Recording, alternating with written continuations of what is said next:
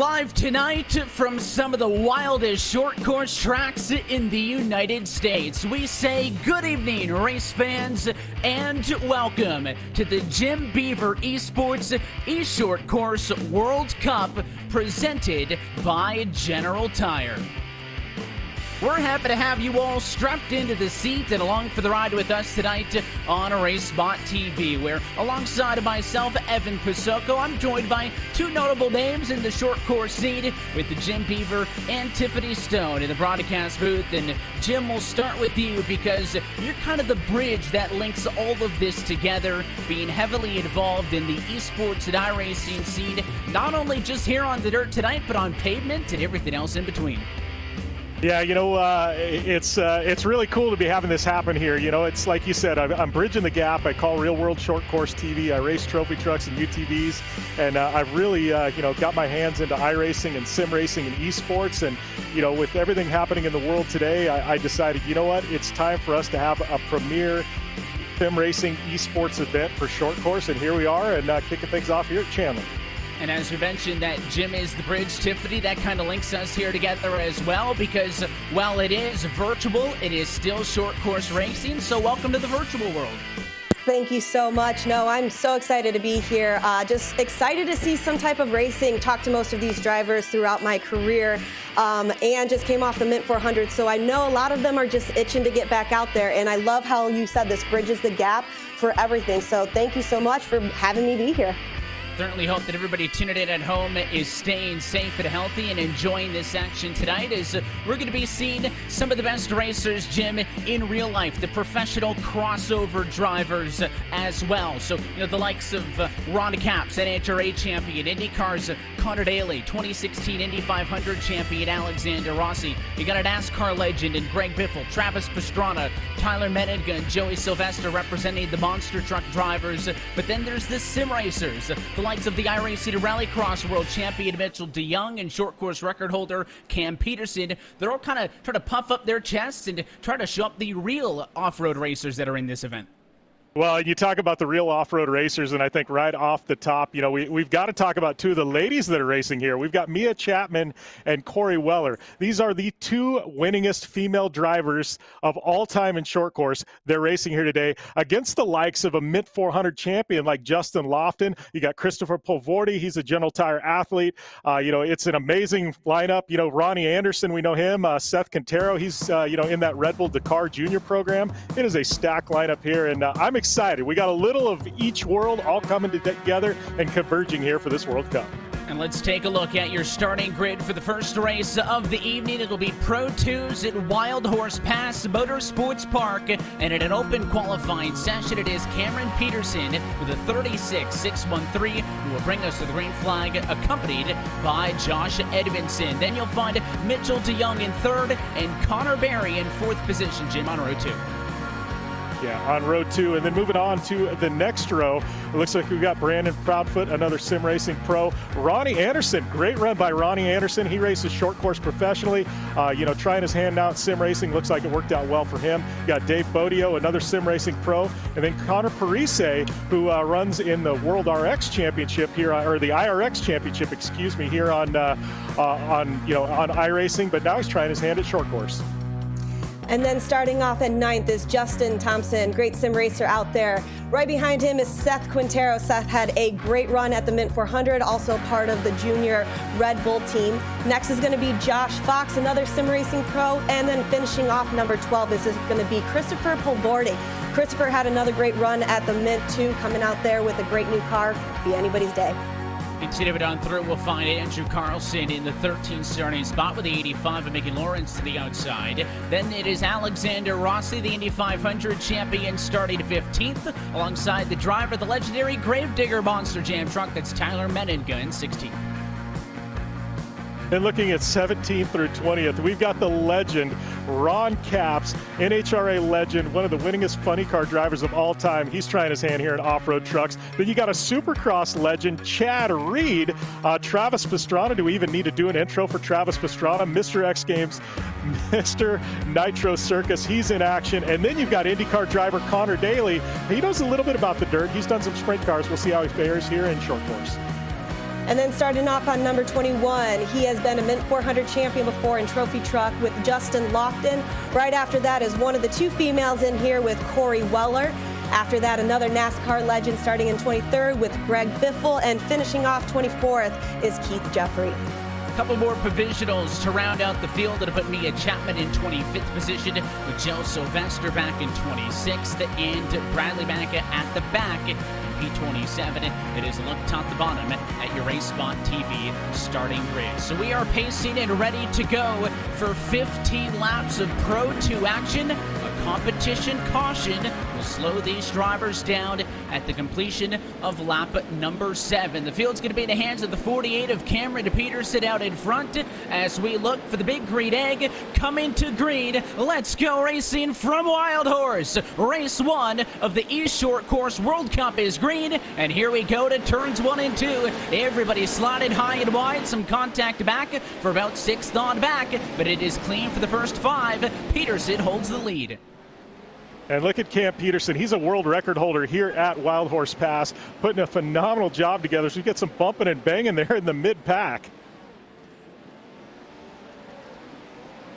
There's a lot of contact. It looks like Proudfoot might have got loosened up just a little bit there. He's racing with Ronnie Anderson. You can really see these trucks bounce and going to get all over the racetrack here. As we mentioned, short laps, the 36s were the best times in the qualifying session. And kind of the grand scheme of things, the big picture in all of this, Tiffany, is these drivers are fighting for a points championship. After these 4 races, there's going to be an eShort Course World Cup champion. So you don't necessarily have to win off at the top, but you want a good showing. And while your race leaders are behaving, we're going to truck up and over in the back. That's David Bodio. He's flipping over the hill, and that's not a good run for the 015.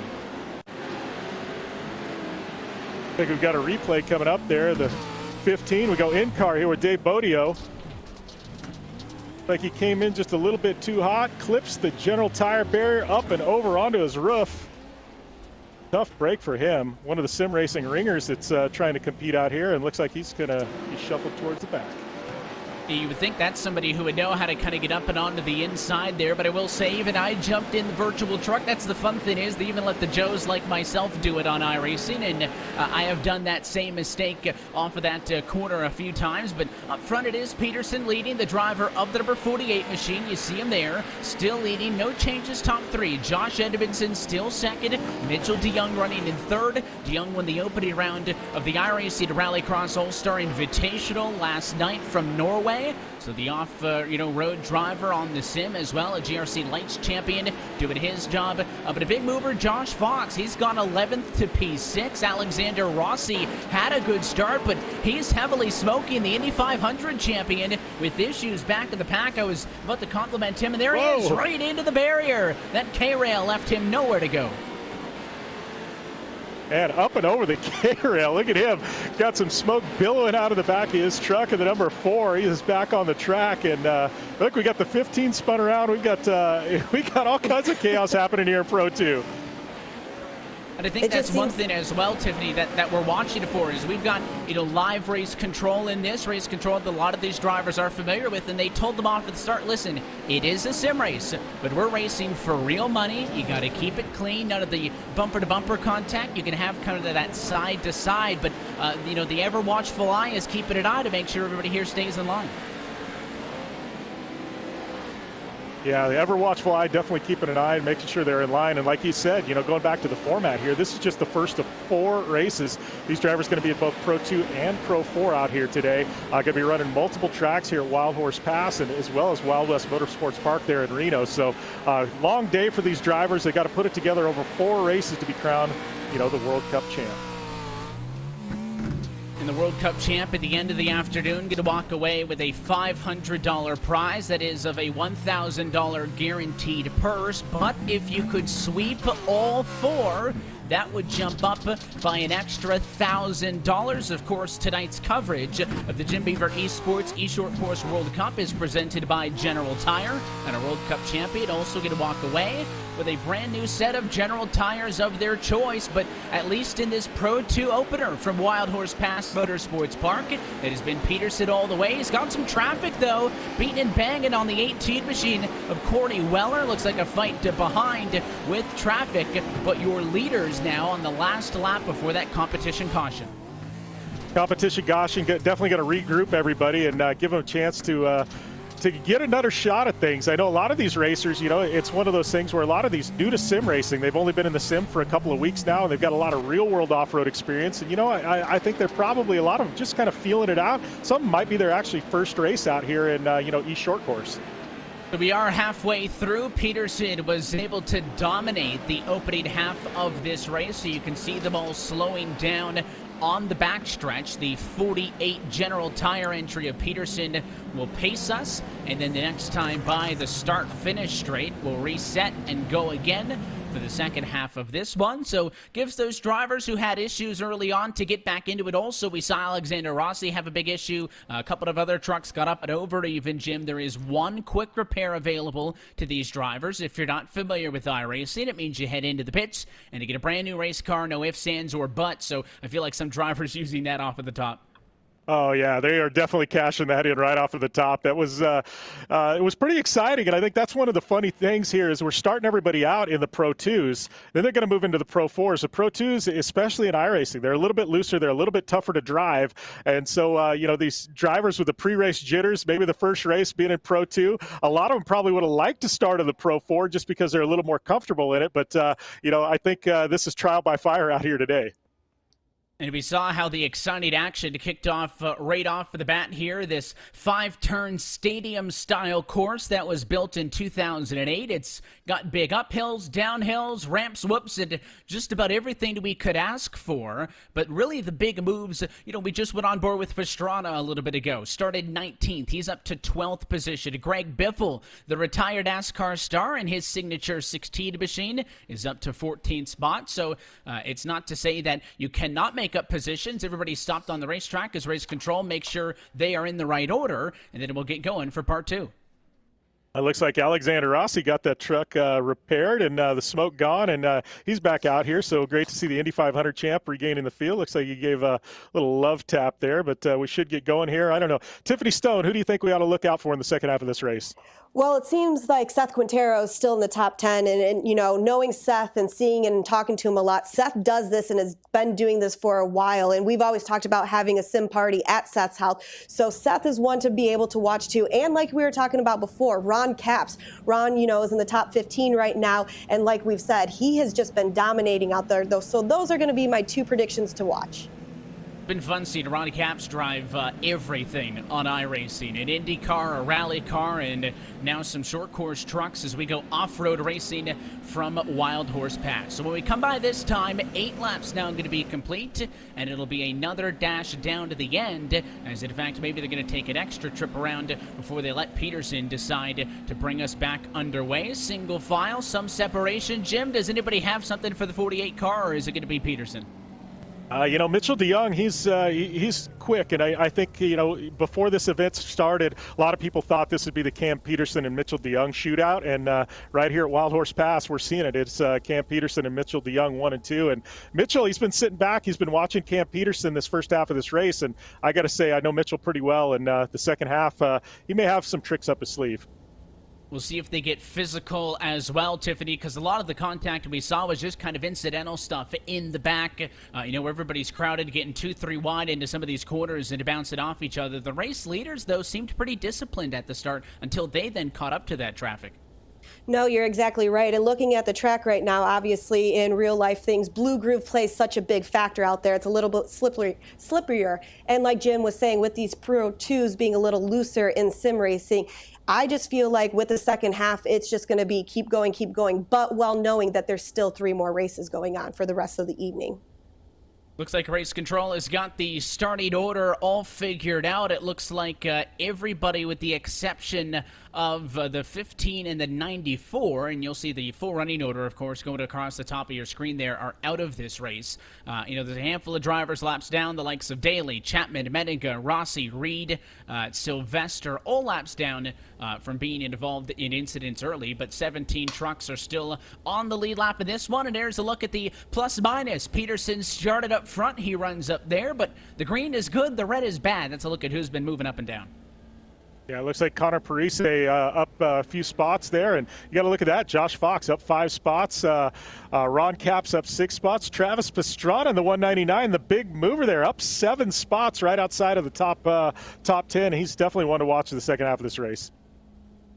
And it looks like now race control has given the directive that we can go. So the 48 truck at the front is going to be in control, and it will dictate when this goes back green. He is currently working lap number 9 of 15, as this one and only competition to caution is going to pass. It allows all the drivers in the back of the pack to catch up, and we look to go back racing for this opening race of the Jim Beaver eSports eShort Course World Cup, presented by General Tire. Now for Wild Horse Pass, the Pro 4s, same drivers, going to be right back here as soon as this race is done.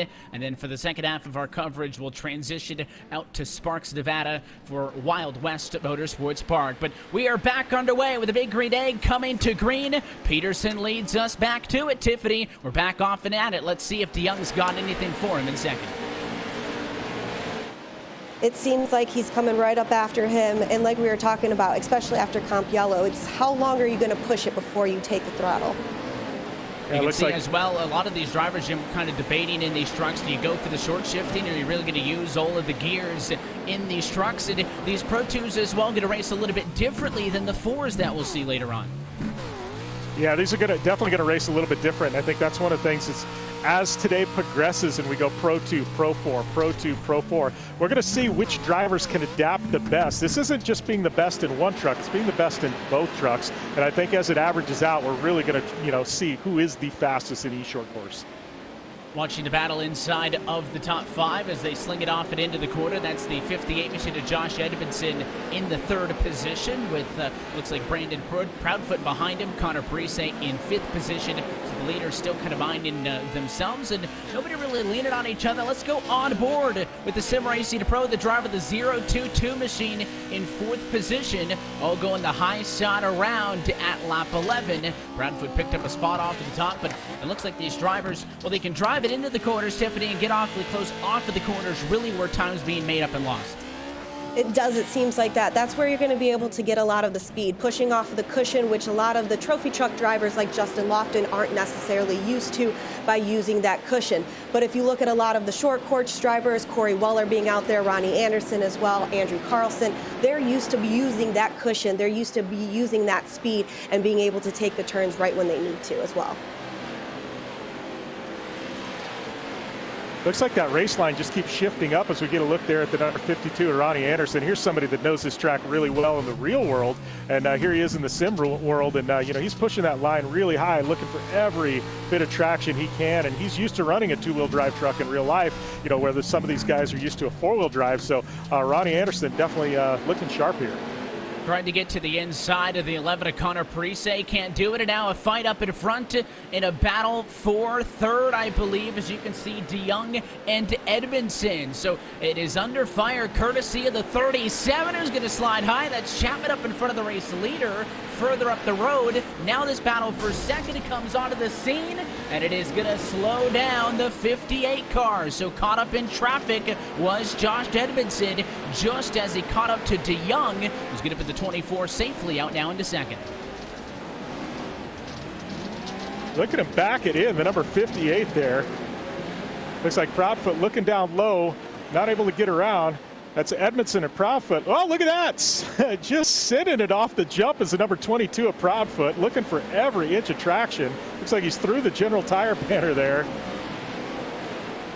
He was not shy at all. He was getting up and on it as these drivers now in the final trip around knowing that if you're going to get an extra spot, it's time to do it or go home. Again, points on the line, with a lot of money up for grabs to our eventual eShort course World Cup champion. But top to bottom in this one, as there's some side-by-side battling back in the pack. Mitchell DeYoung around some lap traffic as well. The 52 machine of Proudfoot in a battle there. But up front it is Cameron Peterson, who has led all the way in the 48 machine, qualified for this race on pole, and his General Tire truck was really never in question as he'll come up and over the hill for the 48 machine checkered flag. Cameron Peterson, race winner in the Pro 2 trucks from the virtual Wild Horse Pass Motorsports Park in Chandler, Arizona. And that is a big money move because he'll take home the bulk of the points available and takes his first step in the right direction to fight for this World Cup championship. Let's take a look, though, top to bottom at our Race Spot TV full race results for the Pro 2 event here. From our first event at Wild Horse Pass, you can see Cameron Peterson goes to victory lane. He gets the win atop of Mitchell DeYoung in second position. Josh Edmondson, even with the traffic, he's able to come home in third. You've got Brandon Proudfoot in fourth position. Connor Parise holds strong for fifth, with Ronnie Anderson, Josh Fox, Connor Berry, Seth Quintero, and Justin Thompson through the top 10, Jim. Yeah, looking down here at 11th through 20th, it's Dave Bodio. Then we've got Mikey Lawrence, trophy truck driver out of Southern California. Justin Lofton, Mint 400 champ. Travis Pastrana, Ron Capps. Corey Weller, Greg Biffle, Connor Daly, Mia Chapman, and Alexander Rossi, the Indy 500 champ, rounding out your top 20. And then continuing on to the back page of results, Meninga, Sylvester Reed Carlson, all these drivers we mentioned off of the top unable to make it to the end of this race with those issues early on. That is a look top to bottom at your full race results for the Pro 2s from Wild Horse Pass. And let's jump on the radio with the driver of the number 48 machine, Tiffany Stone, is I think you're on with Cameron Peterson. A big congratulations to you, Cameron. Obviously coming out here dominating, pretty much took the pole, never saw any dust or anything about that. Had the fastest lap at 36 seconds. Walk us through the entire race so far. It all seemed pretty smooth for me, at least. I didn't really run into too much lap traffic there, so pretty happy about on such a short track. But no, I just tried hitting my marks like I was been practicing for the past few months now. So just tried to run a clean race and managed to get on top. Nice job out there. Now you're about to hop into the Pro 4. Talk about the main differences that you feel is going to be from your Pro 2 to your Pro 4 at the same track. It's still a lot about throttle control, even though you still have power being sent to all four wheels. You can run a similar line. You can be a little bit more aggressive. The Pro 4s take a little longer to slow down, so you might see some more bumping and banging in the Pro 4 races. But I'm looking forward to it. It's should be another great race. Awesome. Nice job out there. Hopping into your Pro 4. Best of luck, and back up to you guys. Thank you. Well, that was our winner. Big thanks to Cam Peterson for giving us a moment to chat with him as he takes home the Pro 2 win in our opener from Wild Horse Motorsports Park. So we'll take a quick opportunity to step aside, and when we come back, as mentioned, the Pro 4s are next. Keep it locked here to Race Spot TV. You're watching the Jim Beaver eSports eShort Course World Cup presented by General Tire.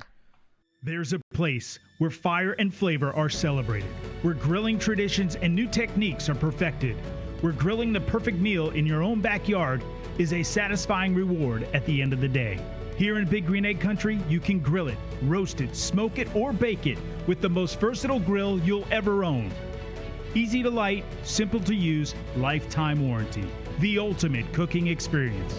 Shop online for home delivery at biggreenegg.com. There's nothing wrong with looking good. But when riding is your passion, it's performance that matters. Like having the off-road's most advanced suspension. It monitors input from driver and machine 200 times every second and automatically adjusts each shock to flatten corners, soak up the bumps, and cushion every landing. Confidence and control for those who live the ride. Polaris. think outside.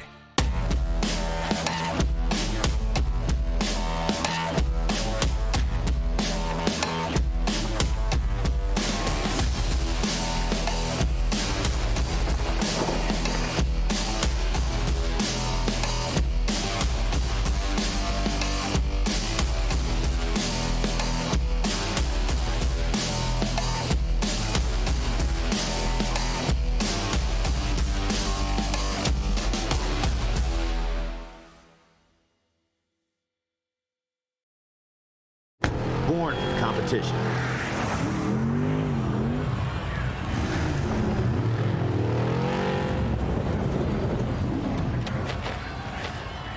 Perfected on the racetrack.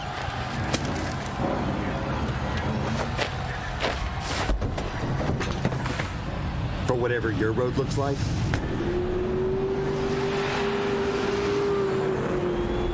with General Tire, anywhere is possible.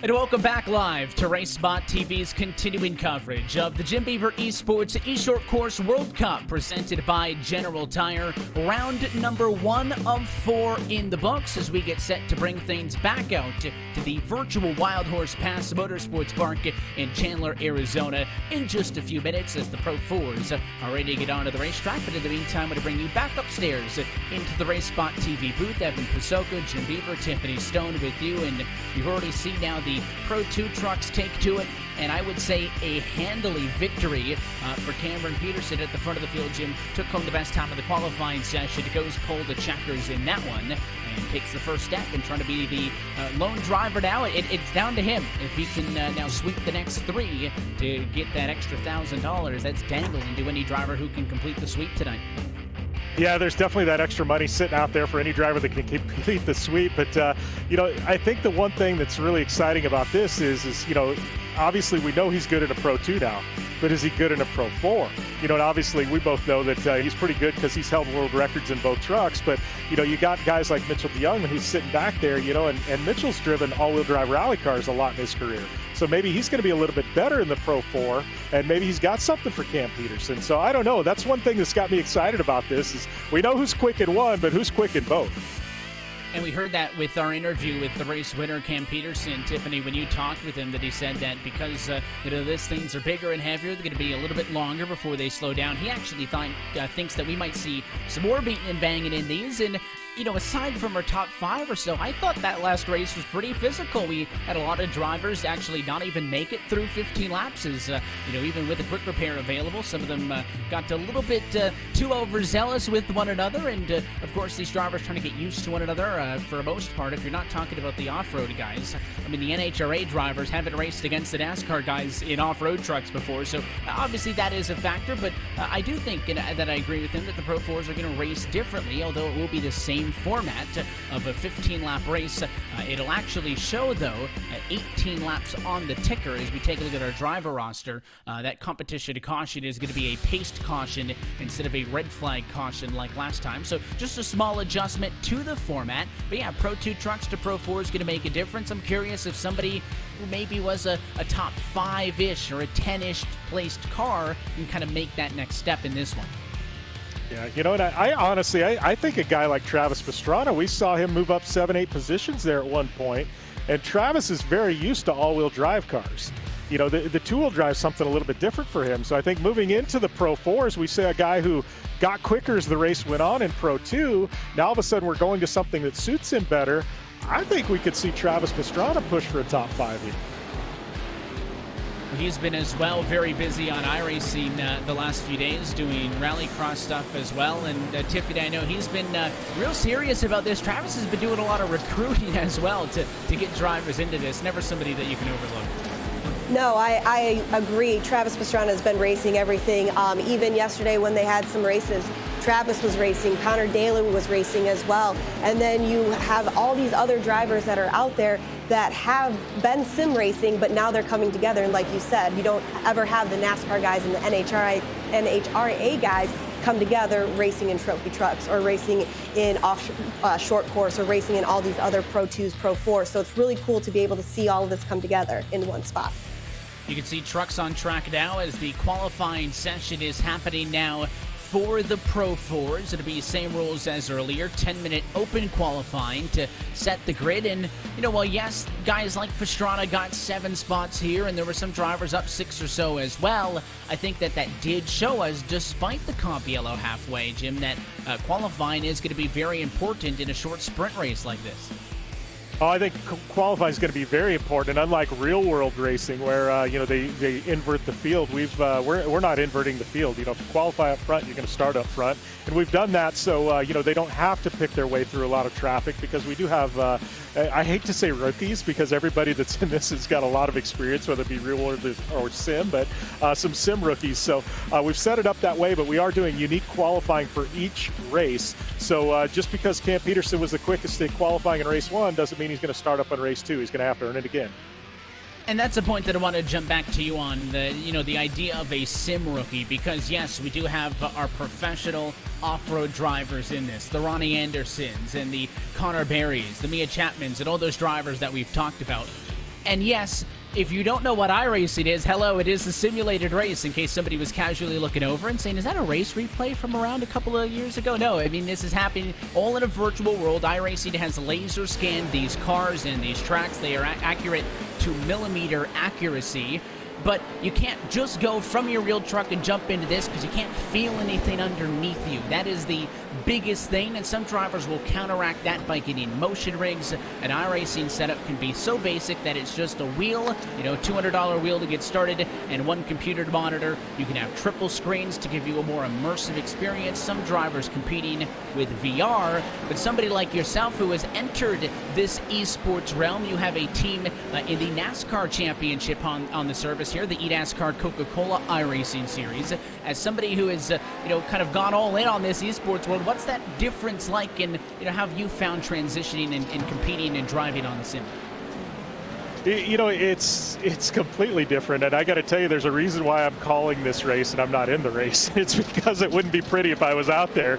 So I give a lot of credit to a lot of these drivers that are trying, and especially the ones like Alexander Rossi. We see him in that beautiful Honda Ridgeline there, General Tire Honda Ridgeline. But they're willing to put themselves out of their comfort zone. I mean, here's a guy who has won the biggest race in the entire world, the Indy 500. And yet he's trying off-road trucks in short course. And I think that's one thing that I love about iRacing. It gives people from all walks of life, the opportunity to drive race vehicles that they probably would never have the opportunity to do anywhere but here. And I think that's what's exciting.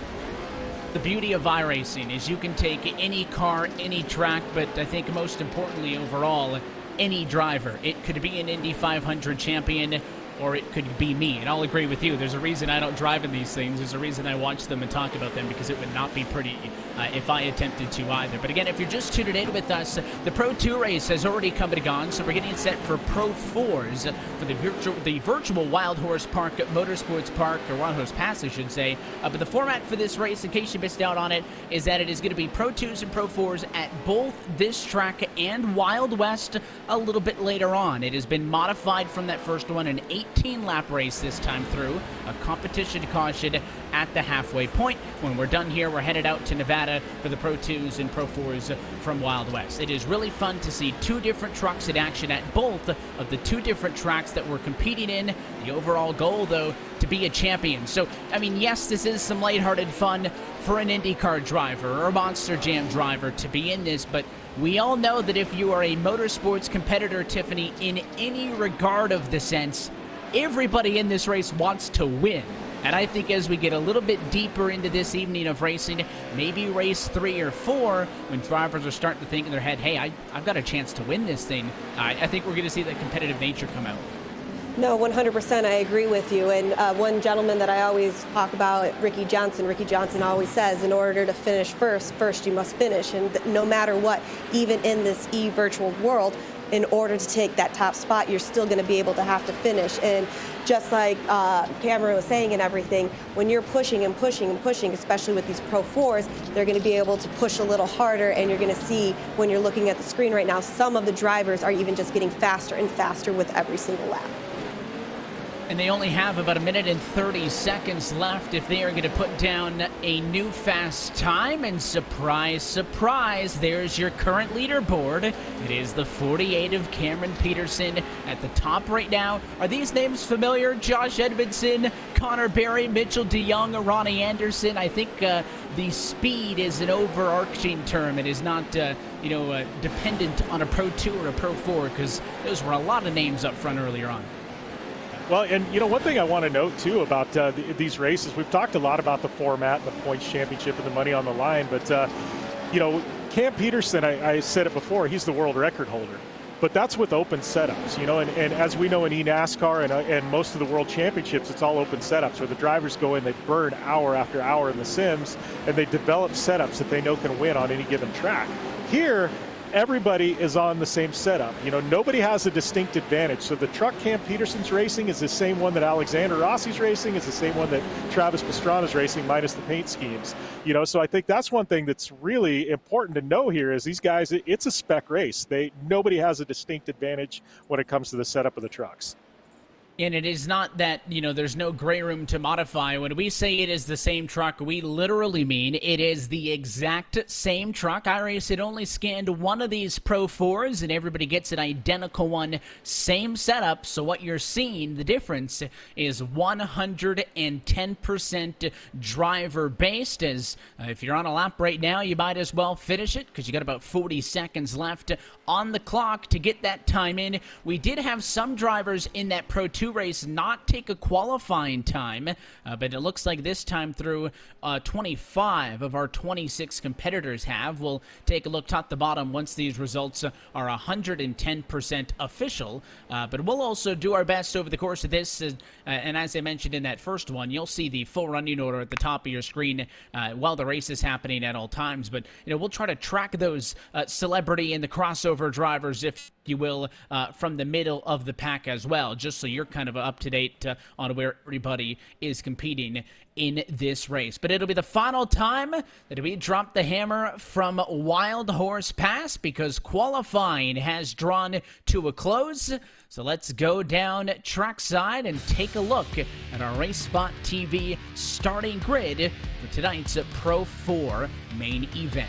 Pole position on this one belongs once more to the driver of the 48 machine north of the border. It is Cameron Peterson with a 35.659. He tops up on Connor Berry, who will come home and take over the number 2 spot. Josh Edmondson, therefore, going to be on the inside of row 2 alongside the 24 of Mitchell DeYoung in 3rd and 4th. Yeah, and look at that. Ronnie Anderson, great run by him in the Pro 4 there in the 5th spot. Dave Bodio, another sim racing pro there in the 6th spot. Josh Fox, solid run there to take home 7th. And then you've got Polaris Razor Seth Quintero in the number 8. He and Ronnie Anderson actually teammates in this deal. Starting off 9 is Connor Parese, and then number 10, Brandon Proudfoot, had a great race last one too in the Pro 2. Number 11, Mikey Lawrence, and then finishing it off, number 12, Tyler Meninga. Continue it on through to my favorite number. The lucky number 13 starting spot goes to Andrew Carlson and Justin Thompson alongside at 14th. Back on row 8, you will see the 94 car of Christopher Pavordo. Totally butchered that one, and that's fine, but he's alongside a name that I do know, and that's the 199 of Travis Pastrana. And then we've got the Indy 500 champ, a little bit of qualifying run there in the Pro 4s for Alexander Rossi. Chad Reed, the Supercross legend, in the 18th spot. Then we've got NHRA legend Ron Capps, followed by multi-time Mint 400 winner Justin Lofton. I'd say that's the group of the legends there. Taking off number 21 in number 20 car of Connor Daly, IndyCar driver. Number 22 next is NASCAR legend Greg Biffle. Number 23 coming up is Joel Sylvester, monster truck driver, and finishing off in 24 is going to be Corey Weller. Very back row, then you'll see the Yokohama entry of Mia Chapman in 25th, and the only provisional goes to the sim racer in Bobby Rafferty, who's going to start shotgun on the field in the number 26 spot. So 18 laps due up from Wild Horse. At the completion of lap number 7, we will see a competition caution, re-rack them and stack them, and it will get set to go at it once more. But the iRacing official pace truck has gotten way out of the way, and that's a smart call. The field going to be the hands of Cameron Peterson as we look for the big green egg going to green. We're Pro 4 racing at Wild Horse Pass, and it is out in front for your pole sitter Peterson. Fight's going to be for second. Here comes the 58 car up the inside. Big slide that time by Edmondson, and through on to second is Connor Berry. Yeah, you got to give Connor Berry a lot of credit. You know, that switch to Pro 4, he's been doing a lot of time in the Pro 4. Looks like he's got a little pressure there on Peterson. These guys battle it out in a couple of league races quite often. And, well, it looked like that was Joel Sylvester up and over a barricade there. Wow, getting rowdy. I know he's used to jumping stuff, but we should keep it to the whoops and the ramps here on the racetrack and not the extracurriculars, if you will. Here's the onboard shot. It was Greg Biffle, actually. See, Biffle's into the fence behind him. Then you pick up Sylvester. There's a roller in front of him. That Pro 4 painted up like his Bad Habit monster truck. And right there, sideways across the hill, he actually ends up in front of traffic. And that's a good idea to back that thing out of the way and allow the race leaders to get on through. So clean track for Connor Peterson. When he was, or Cameron Peterson, I should say, when he was able to get on through. A change of position almost, though, for third because Mitchell DeYoung is working hard on Josh Edmondson. There's the battle, third and fourth right now. The 24 car searching. And I do want to say, look there, that's Seth Quintero in the 103 battling with Mitchell DeYoung. His teammate, Ronnie Anderson, you'll see both of them with Polaris Razorback trucks. They actually spend a lot of time in the sim together. They're calling themselves Team Drop 'em Out, but they get together and they could make a push to the front, working together. Well, Anderson was able to complete that pass to move Ronnie in the 52 machine up around DeYoung, who drops back into the number 5 spot. Behind him is Quintero in P6, and some of those drivers seeking to get down to the bottom, but for all of the beating and banging, seems pretty good up at the front of the field. Chad Reed had an issue. The multi-time Supercross champion is out of this one early in his number 22 car, so you're watching the fight up front. Peterson's advantage, 1.2 seconds over Connor Berry second, Edmondson in third. But I'll tell you what, Ronnie Anderson seems to be charged. I would not be shocked if he is in this thing before it's done, as we take a look back to Greg Biffle in the 16 car. Yeah, it looks like Greg Biffle, he was, I got a little help from Corey Weller there, it looked like. Corey Weller, and then Biffle, poor Biffle, he's getting bumped and banged around, just wrong spot at the wrong time. Oh, Greg, it's not a good day for Greg Biffle. I think he knows that feeling, but that was more like a Martinsville move if you're talking NASCAR terms. That was quite a shot to the bumper to get him up and out of the way and spin him all the way around. Again, if they are damaged, one quick repair available to these drivers. Now picking up this battle for third and fourth on track. Edmondson has it and Anderson wants it, and these guys are already turning those things in the air, so as soon as they land in downshift, they can already get right back onto the throttle. Those whoops, by the way, have caught some drivers out, myself included, in my time on iRacing, but seems like these drivers navigating them fairly well, as the next time by will take lap 6 2 away from the halfway point in the comp yellow. Love these onboards. You look at how they hug that guardrail there to the right. In the real world, they're doing the exact same thing, so it gives them a really good shot at this corner.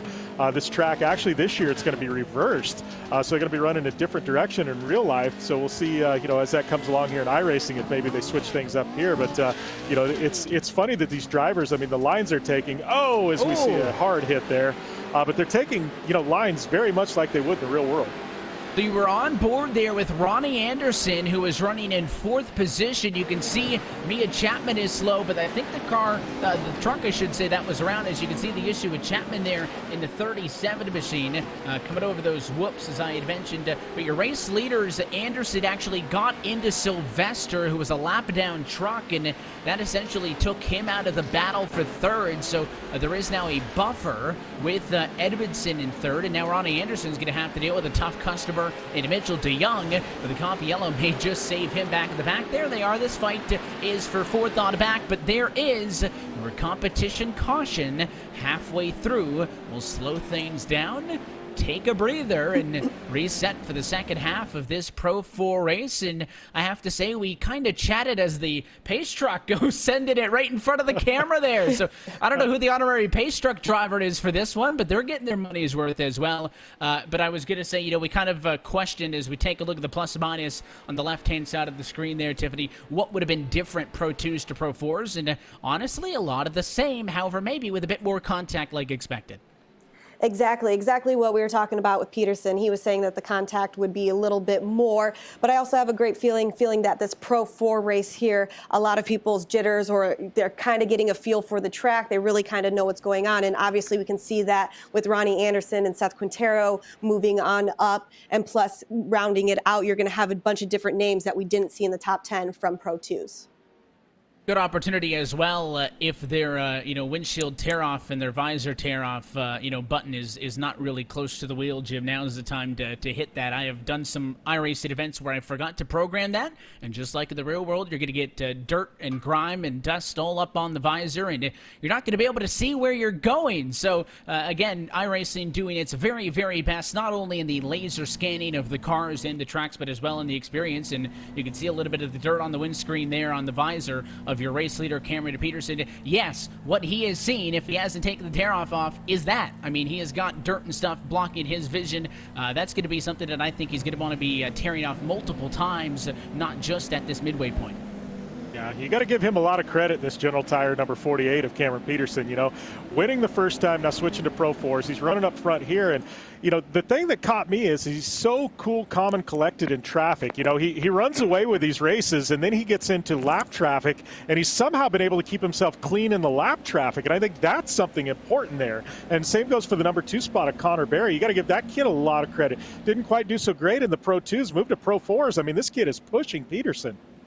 He's certainly given him a run for his money, and we'll see maybe off of the start here if Barry can close the gap just a little bit. Right before that competition yellow had come out, that gap had grown to about 7 or 8 trucks or so, which isn't to say that would have been out of the hands of Connor Berry, but, Tiffany, when we're talking about somebody like Cameron Peterson, once you let him get that far away, it's almost like you're hoping that truck in front of you messes up, or it's going to be really, really tough to close in with the amount of time they're working with. No, exactly. And when we're talking about a comp yellow, we're restacking, putting them all back together. This gives it time, but then it also changes. How's it going to be for your second half of the race? Is the drive style going to be the same? Are you going to keep everybody off? Because this is the closest it's going to be. So you need to make sure, looking at Connor Berry's in camera right now, he needs Peterson to make a mistake to capitalize on that in order to move himself up to the first place spot. So the lights have gone out on top of the iRacing official pace truck, getting set to go back underway. It will be 7 laps to go. So the competition caution splitting in half our 2 7-lap segments, which essentially gives us 14 laps of actual on-track competition. It'll be Peterson, Berry, Edmondson, Anderson, DeYoung, the top 5. Jim, does the 48 get number 2? Oh, man, it's going to be tough for him. You know, I think the big thing is once he gets into that lap traffic, if he can keep it clean, if he can, I think it's going to be tough for Berry to catch him. But the one I want to key in on is the guy sitting back there in the 4th spot, Ronnie Anderson. You want to talk about a great run Ronnie's having. Now he's got a shot here on the green to drop the hammer and see if he can make up some room. But he got around Mitchell DeYoung. That's no easy feat. Final time off at the corner as we look for the big green egg going to green. Back underway, part 2 in the Pro 4 trucks and Wild Horse Pass. They are all over each other in that fight for third on the back. As it looked like Edmondson was getting up and onto the rail just a little bit. Here goes Anderson looking to the bottom. We mentioned the concern of lap traffic. Well, Anderson was fighting for third until he found a lap trucking away. There's the slide to the inside as we'll fight for third. Look at that. Looks like Ronnie Anderson, he's going to be pushed to the outside. We'll see if he can run that cushion and pick up some momentum, get back around the 58. We've got a great battle here for that 3rd spot. Now it looks like Mitchell DeYoung getting in the mix. And he almost tried to go for the crossover. DeYoung from behind saw the inside open, looked to the inside, and the VRS car got a bit of a nose in on him. and gave a little bit of a shot to Anderson, who's able to handle it. A big slide from behind as that's Brandon Proudfoot, who took a big go at the 103 machine of Seth Quintero in this battle, is just in front of it all. You can see now a big slide there as well, as the 15 of Dave Bodio is going to go to the bottom and make a move on him. So passes left and right, but your race leader's not separating that much. Connor Berry second. He's keeping your race leader honest in Peterson. Yeah, Barry is not wavering one bit. He is looking for an opportunity, and the thing is with Cam Peterson, opportunities just don't happen too often, you know, and I think really when we do get into that lap traffic, so you see one up there in the catch fence, that definitely would have been out the red flag in real life. That's Alexander Rossi. Looks like a tough day for him, but I think the thing to watch is when we do get into that lap traffic, you know, that's when Connor Berry is going to be able to strike. Yeah, Rossi's got a good view, though, and there is no safety concern in the sim, so he's just hanging out there, either trying to get it out of the fence or enjoying the view as those trucks come ripping off of that corner and head down to kind of that straightaway there. But Peterson up front now, working lap 14 of 18. He won the Pro 2 race earlier. Again, these drivers finding as the 22 truck is upside down in the middle of the road. That's Chad Reed. He can't get up and off of his side, so trucks are going to scatter left and right to get around him, and I guess that's what you got to be concerned about if you're Peterson, is you never know where the next obstacle is going to come from. Here's the replay with Chad Reed, the Supercross legend, and I think it was trying to give a hand to Alexander Rossi, and that did not work out. Oh, man, you got to love CR22 Chad Reed. What a personality.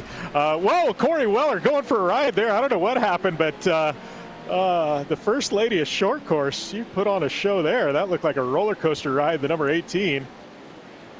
And he's going to be kind of camped out there as well, stuck on the inside as he was involved in an incident. But again, we're racing. No caution flags, no reds except for the comp yellow at halfway. We're going to run this one out, and I'm going to be honest, Connor Berry's really got something here for Peterson. And I don't know if he's kind of turned it up a notch or what, but he knows that the ultimate goal is the $1,000 guaranteed purse with $500 and a brand new set of General tires to our World Cup champion.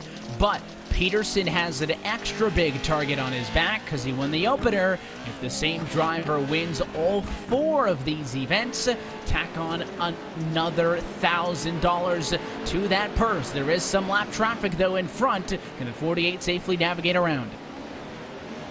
It looks like they're picking their way through the lap traffic. Looks like lap traffic yielding there to the inside. Everybody getting around smooth. It looks like they're Mitchell DeYoung getting through as we get another glimpse there of Ronnie Anderson. Look at him pushing way up high. Looks like he's going to carry his momentum. They're going to be able to get around the 58. Trying his best, white flag in the air final time around. If those two come to blows, Mitchell DeYoung not that much further down the road in 5th as he'll slide it in and give a shot to Ronnie Anderson that time. He knows it's the last lap. He knows every spot going to matter for points in this World Cup battle for the championship, but Anderson fights him off, and we look back up to the front of the field. Connor Berry with some trucks rejoining the racetrack. Look out! Cam Peterson into the 27, but it's not going to slow him down. And Cameron Peterson, checkered flag, and the win in the Pro 4 trucks at Wild Horse Pass. The driver out of Canada goes 2 for 2 in Chandler, Arizona. What an impressive run for the 48 General Tire entry. Let's look at our RaceSpot TV full race results here for Pro 4 competition. It is Peterson taking home the checkered flag atop Connor Berry and Josh Edmondson in 3rd. The top 3 finished exactly where they started. Ronnie Anderson will come home in 4th position with Mitchell DeYoung in P5, Seth Quintero and David Bodio 6-7, with Brandon Proudfoot, Connor Parise, and Tyler Menenga, your top 10. Looking at the 11 through 21, it was Mikey Lawrence, Bobby Rafferty, and Travis Pastrana. IndyCar driver Connor Daly, and then NASCAR legend Greg Biffle, Ron Capps, Josh Fox, and we got Mia Chapman in the number 8 in the 18th spot. Then Justin Thompson and Corey Weller rounding out your top 20. And then to continue on through these trucks, unable to go to the distance, you've also got, you mentioned Weller and the 94 machine Alexander Rossi, the 22, the 15, and the 41, all the way to the back. Justin Lofton, not a good go in this one, as he was unable to complete much of this 18-lap feature race. But you talked with him just a few minutes ago, it feels like, Tiffany, and now back on the radio once more with the driver of the 48 machine, Cameron Peterson's 2 for 2. Cameron, another big congratulations to you, sweeping Pro 2, now Pro 4. How different was that track out there? Obviously, we saw it a little bit faster, just like you predicted in the Pro 2 interview. Almost more challenging in a way. There's a lot of talent here in the front of the pack there. Connor Berry, he's a youngster, but he sure knows how to drive, and he's giving me some pressure at the end there. Yeah, the field seems to be much more equalized in the Pro 4s and the Pro 2s, for sure. And it definitely makes for better racing. That's for sure. Well, I know over the last few months you said you've been practicing, and obviously right here at Wild Horse Pass, you can dominate right now. We're moving to the Wild West Motorsports Park in Nevada. Have you been practicing on that track as well? I have a little bit less experience there, but still practicing nonetheless.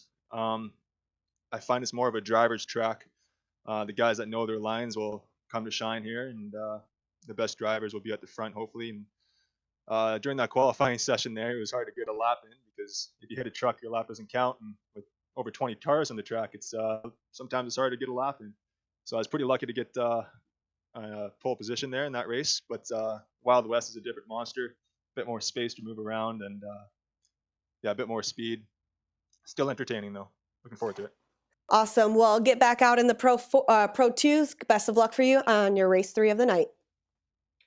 Thank you very much. Back up to you guys. The race winner for the Pro 4 race in the opener at Wild Horse Pass, and we are now halfway home in tonight's coverage. 2 down, 2 to go as we transition our coverage out to Wild West. So we'll take another quick opportunity to step aside, and when we come back, it's the second half of the championship. You're watching the Jim Beaver eSports eShort Course World Cup presented by General Tire on RaceSpot TV. Born for competition.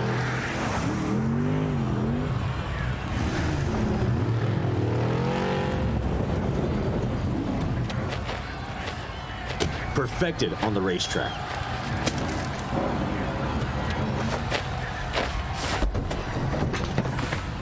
For whatever your road looks like,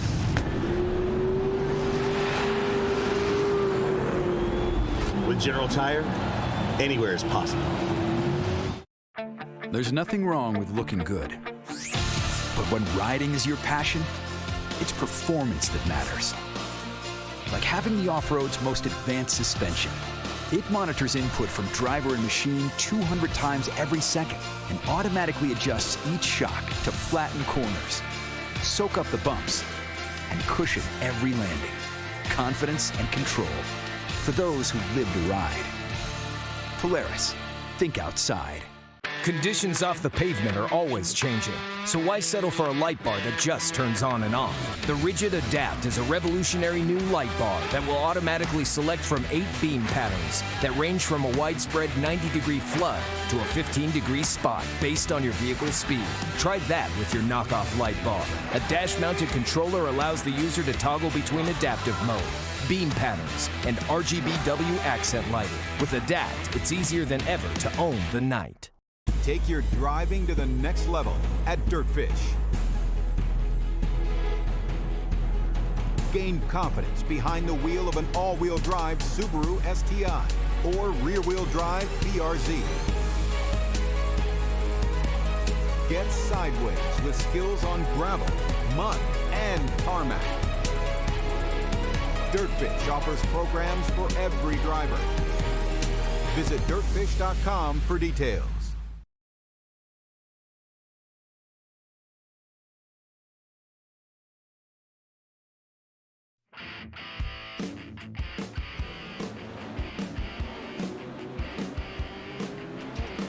So we transition into the second half of tonight's coverage as RaceBot TV's coverage of the Jim Beaver eSports eShort Course World Cup presented by General Tire heads even further west out to Sparks, Nevada and the virtual Wild West Motorsports Park. We saw two thrilling races, the Pro 2s and the Pro 4s going head-to-head from Wild Horse Pass Motorsports Park in Chandler, Arizona. I don't think I've messed or confused the two yet, but it's going to happen at some point. And we see Cameron Peterson take home both the race wins so far, so he leads our World Cup points coming into this as we welcome you back into the booth. Evan Pasoko, Jim Beaver, and Tiffany Stone with you. And Jim, the target is growing larger on the back of the 48 car, but it is now a change of scenery. Not only are we changing trucks tonight back and forth between 2s and 4s, but now a totally different circuit. You know what I like to say, to be the man, you got to beat the man. And, you know, as Ric Flair says, right? But Cam Peterson definitely has put himself out there as the guy to beat. Connor Berry, you know, he showed he's got a little something in the Pro 4s. Mitchell DeYoung pushed Cam in the Pro 2s a little bit, you know, and now we're going back to the Pro 2s. It's a new track, new qualifying. You know, we're starting from scratch as far as I'm concerned. Let's see what happens out here in Reno. Yeah, it features 4 turns, 2 of which are, you know, proper hairpins back-to-back.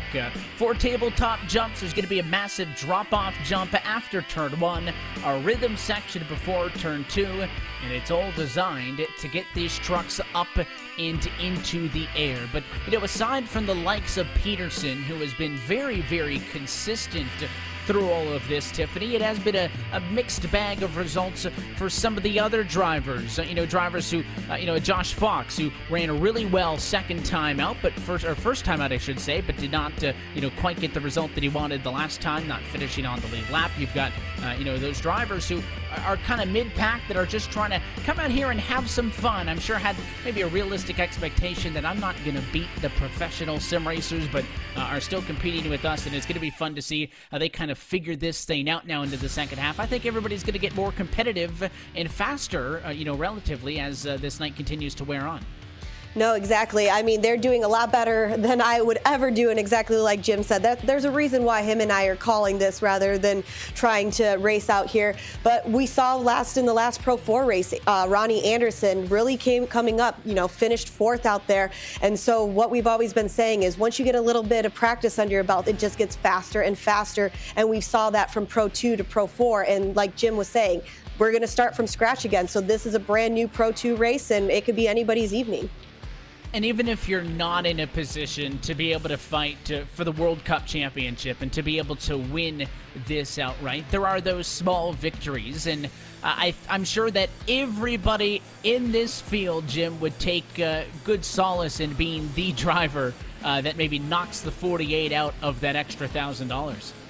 Oh, I completely agree with you there. And, you know, the one guy, and I said it before, and I'm keying in on him, and he's getting quicker each and every race. And I know he's spending a lot of time in the sim, but Polaris Razor's Ronnie Anderson, I mean, he finished up, I believe, in 4th in that last race, 4th or 5th, right around the top 5. But Ronnie, you know, he started out a little slow there at the first race, and by the end of the first Pro 2 race, he was on pace.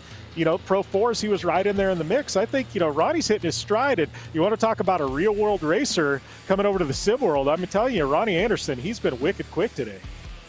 So we are keeping points. Let's update you on what the championship picture looks like through the opening 2 races. Cameron Peterson, no doubt at the very top, and with 50 points available to the first place finisher. Cameron Peterson has 100. He is currently sitting in front of this by admittedly a significant margin, 30 points ahead of Josh Edmondson in second with 70. Mitchell DeYoung, though, neck and neck with him, 65 points in third.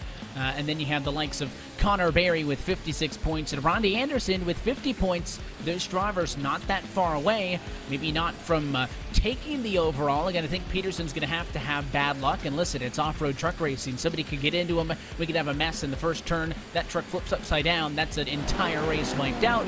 And we're talking about a whole new picture. But for the moment, he looks safe up front. You're currently watching Pro 2 qualifying now for the second half of our coverage, but it does pay, Jim, to be in the top 3. So let's not focus exclusively on the very top of the mountain. Those second and third place finishes going to be worth some as well. Oh, they're definitely going to be worse on those second and third place finishes. And obviously, you've seen Mitchell DeYoung. He's probably the most accomplished sim racer in in this field by and large. But I would honestly say in the country, Mitchell's one of the best sim racers. And he's being very smart in his approach. He's collecting points, and he's kept his nose in there. So, he hasn't broke through and got a victory yet, but, through 2 races, he's been very consistent. And I think that's what it's going to take in order to be crowned world champ. It's going to be that consistency. And, everything Cam Peterson's built up in that General Tire truck so far, it could all go away in 1 second here. So I think it's who's the most consistent. That's who's going to deliver down the stretch here. Peterson's got him at the top of the qualifying board right now. You can see there is just a minute left, but it is not a small margin. The issue I think that DeYoung's going to deal with here is if he's trying to hot lap this time through and to catch the 48 up front as we look at P4 on the board right now. And Seth Quintero, that traffic is going to be an issue. But, of course, Mitchell DeYoung, the 22-year-old American, a X Games GRC Rallycross Lights gold medalist and a silver medalist as well. The 2018 iRacing Rallycross World Championship Series champion. He finished second in the 2018 iRacing World Championships Grand Prix Series, second last year in the VRS GT. If you're noticing a trend, those are all very different disciplines of racing. And Mitchell DeYoung is fast, but this is kind of Cam Peterson's wheelhouse. And if you want a statement of how confident the 48 car is, Jim, he's not even out there running any more laps. He put his lap down, he parked it, he's ready to go. Yeah, he's sitting back there in Canada, and he's drinking a bottle of water. He's watching everybody else in their lines. He's smart, and he's sitting there back there biding his time. And obviously, we the things are going to wrap up here. And but I do have to say, Mitchell DeYoung, look at how close he was. Cam Peterson's going to find himself on the pole, but DeYoung 4 100ths off. I mean, that's as close as it gets. Well, the qualifying is drawing down now, and something else that we need to keep in mind is this is a significantly longer lap and a longer track than what we saw earlier for Wild West. We're talking about same format, 18 laps of competition caution. That'll take about 3 or so laps of that out of the middle. But lap times are no longer 36 seconds. They're 51 seconds. It is not more corners. In fact, the opposites. It is those straights in the rhythm sections that are elongated here with those heavy braking corners that'll really be a factor when we go Pro 4 racing later on. But these races will take longer than the first 2 did. Yeah, and one of the big things here about Wild West, there's some huge jumps on this track. And, we see... looks like Connor Berry yard selling it there in his CBR truck, but there's some big jumps, so drivers can't just send it off these. These trucks, they wear just like they would in real life, and so it's really going to come down to who can conserve their truck, because if you just send it, your truck's not going to last all 15 laps. It's going to break at some point, so you've got to be very conscious about the abuse you're putting on the truck to get it to the finish here at Wild West Motorsports Park.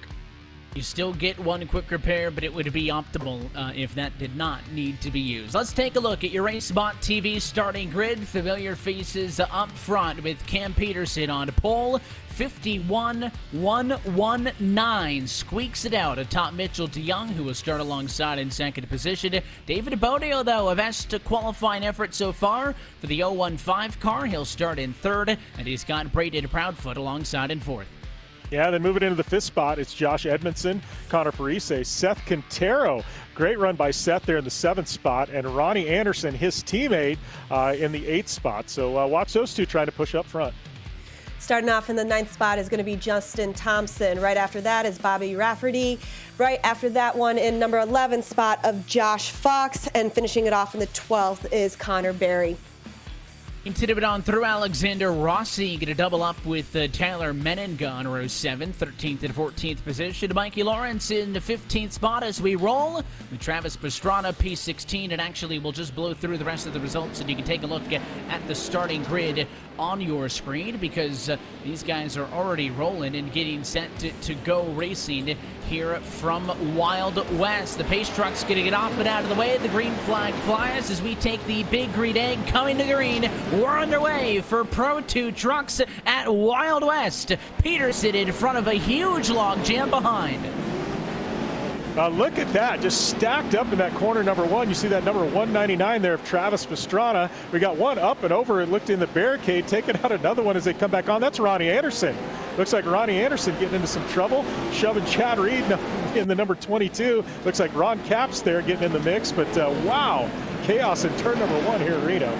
We knew those hairpins were going to be a factor, and there it is. You can see Anderson gets tipped up and over, kind of falls off the side, does rejoin the circuit, and then further up the road there was the contact with the 22 machine of Reed as well. But that's a really tough break for Ronnie Anderson. We were complimenting him on how well he did in the Pro 4 race earlier from Wild Horse. Was able to come home in 4th position in that one, was a P6 in the first one. So, you know, he was one of those drivers challenging for maybe a podium and a payout spot in the points. I think this really tough result, though, dropping him back to P12, going to severely hurt those efforts. You're on board with the braided Proudfoot in 3rd position, trying to chase down DeYoung and Peterson as we ride on board with him.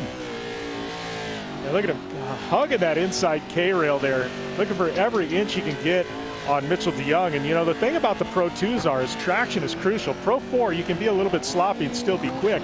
Pro 2, you get out of that fine line and you know, the power goes away in a hurry, and you lose a lot of spots. And it looks like you know, he's hugging the inside there, you know, looking to get around DeYoung, keeping it nice and tight. That's what you got to do in Pro 2.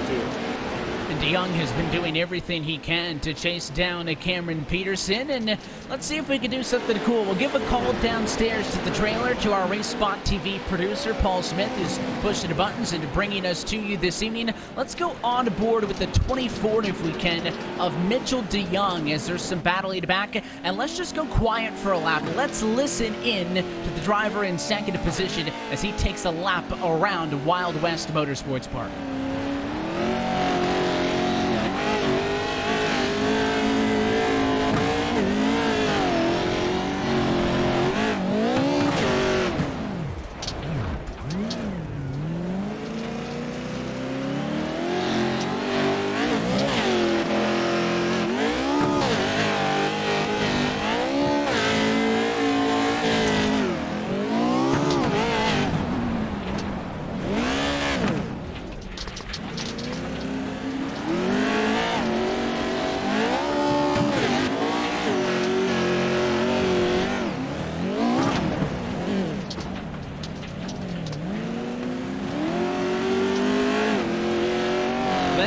He was actually able to close in just a little bit on Cam Peterson. There was some lap traffic in front of him that caused him to check up for a moment, but on that big front straightaway portion of the track, you could really hear him kind of getting on and off of the throttle, trying to make sure that that truck doesn't get upset at all. These drivers have a ton of control over these things as far as trying to make sure they land properly, not to be scrubbing off too much speed.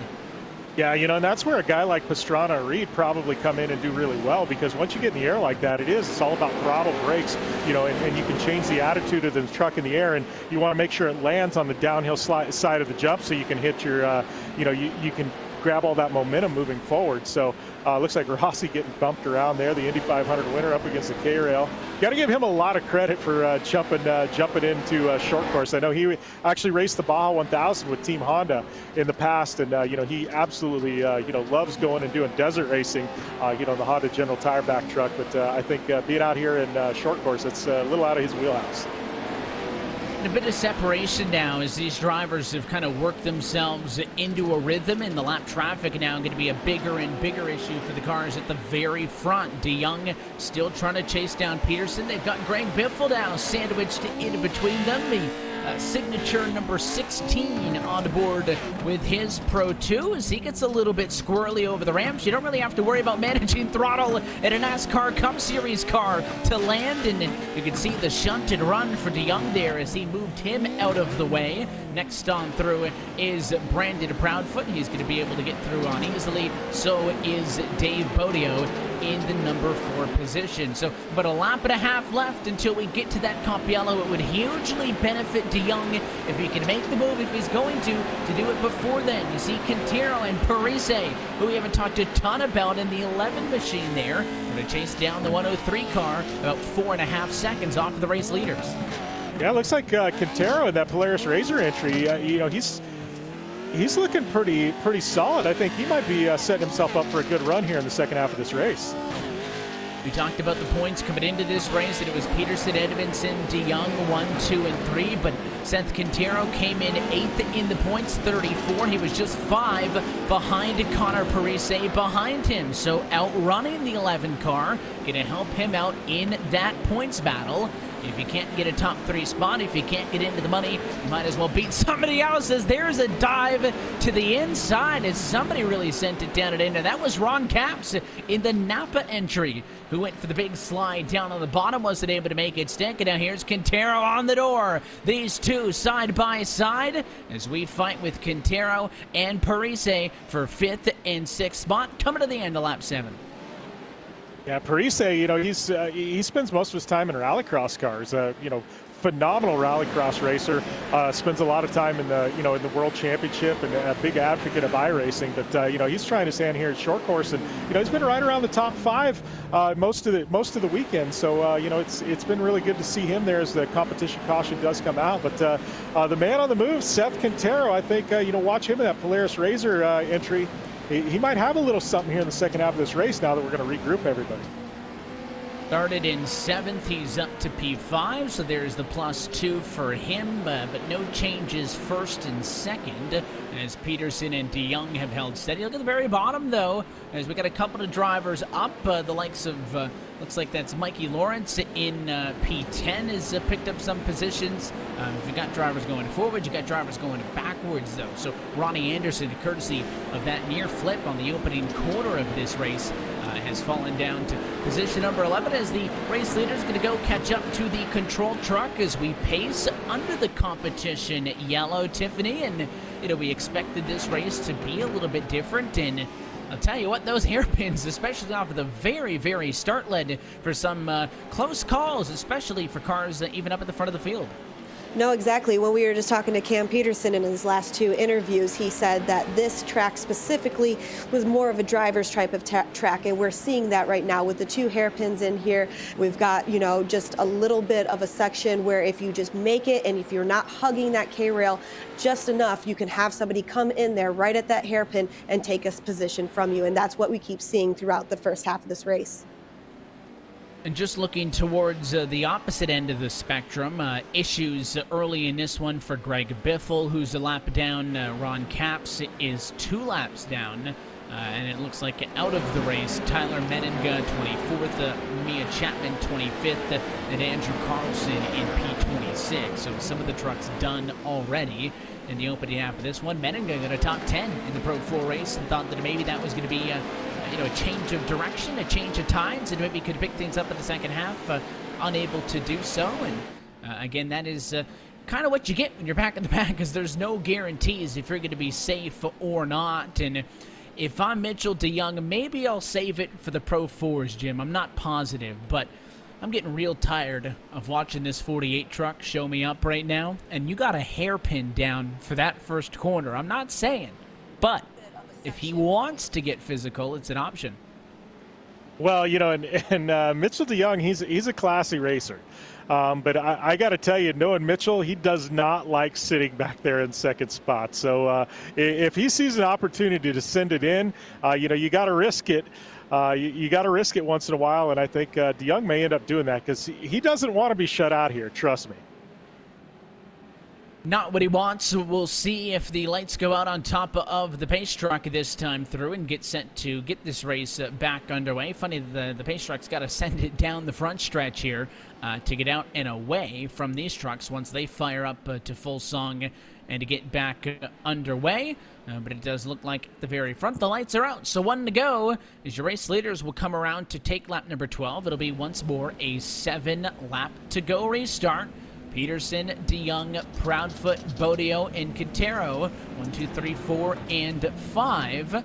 Saw some fireworks early at the start of this one. Let's see if those cars up front can hang strong.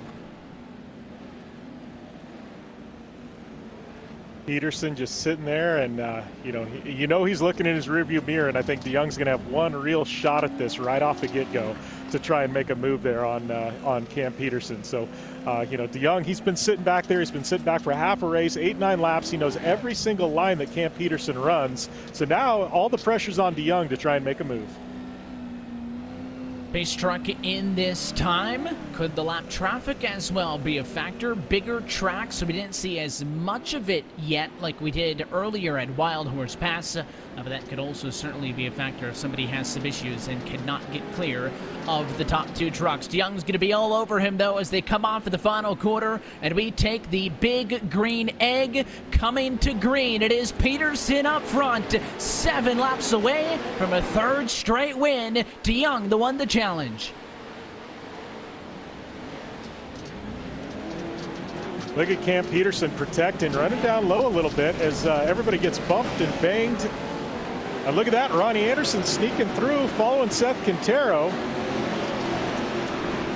He probably said, listen, I got moved out of the way the first time, so it's my time to move some folks out of the way. Oh, and we got a lot of trucks in this one. Up and over. One of them almost went all the way over. That might have been the 7 Rafferty, I think, who's able to bring it back down onto all fours. There's some 3 wide further up as Edmondson getting physical with Ronnie Anderson bouncing off each other. All these trucks going at it. I think a couple of them missing the front clips.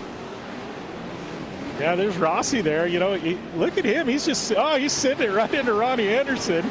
Oh, this is, whoa, we got somebody rolling over there. That's Ronnie Anderson. Tough break for Ronnie.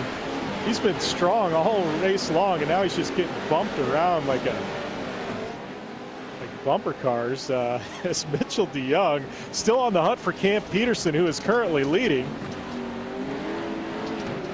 Well, that was the big thing, is we thought, it was going to have to come down to maybe to DeYoung making that move off and into the first quarter. And for, how all up on him as he was, it was actually a really good jump for Peterson, who got a couple of truck lengths out in front, but Mitchell DeYoung still getting close enough for the high braking points of the racetrack. But if he wants, again, could have that bumper as an option a little bit later on. This time by, going to be 5 laps to go. It's Peterson, DeYoung, Proudfoot, 1, 2, 3.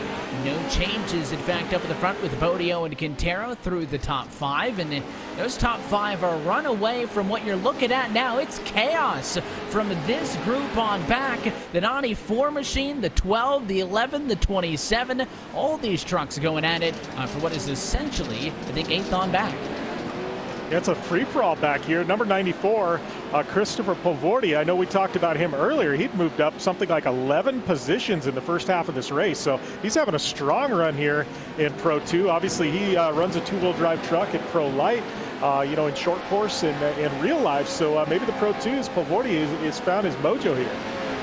There's one truck up on the outside in this battle, and that is Connor Parise, who's kind of watching on and is now going to get the advantage down the back half of the track, and he'll actually clear Pavoordi down and into the corner, but there's the bump back, so not willing to roll over is the 94 truck, trying to give it back to him.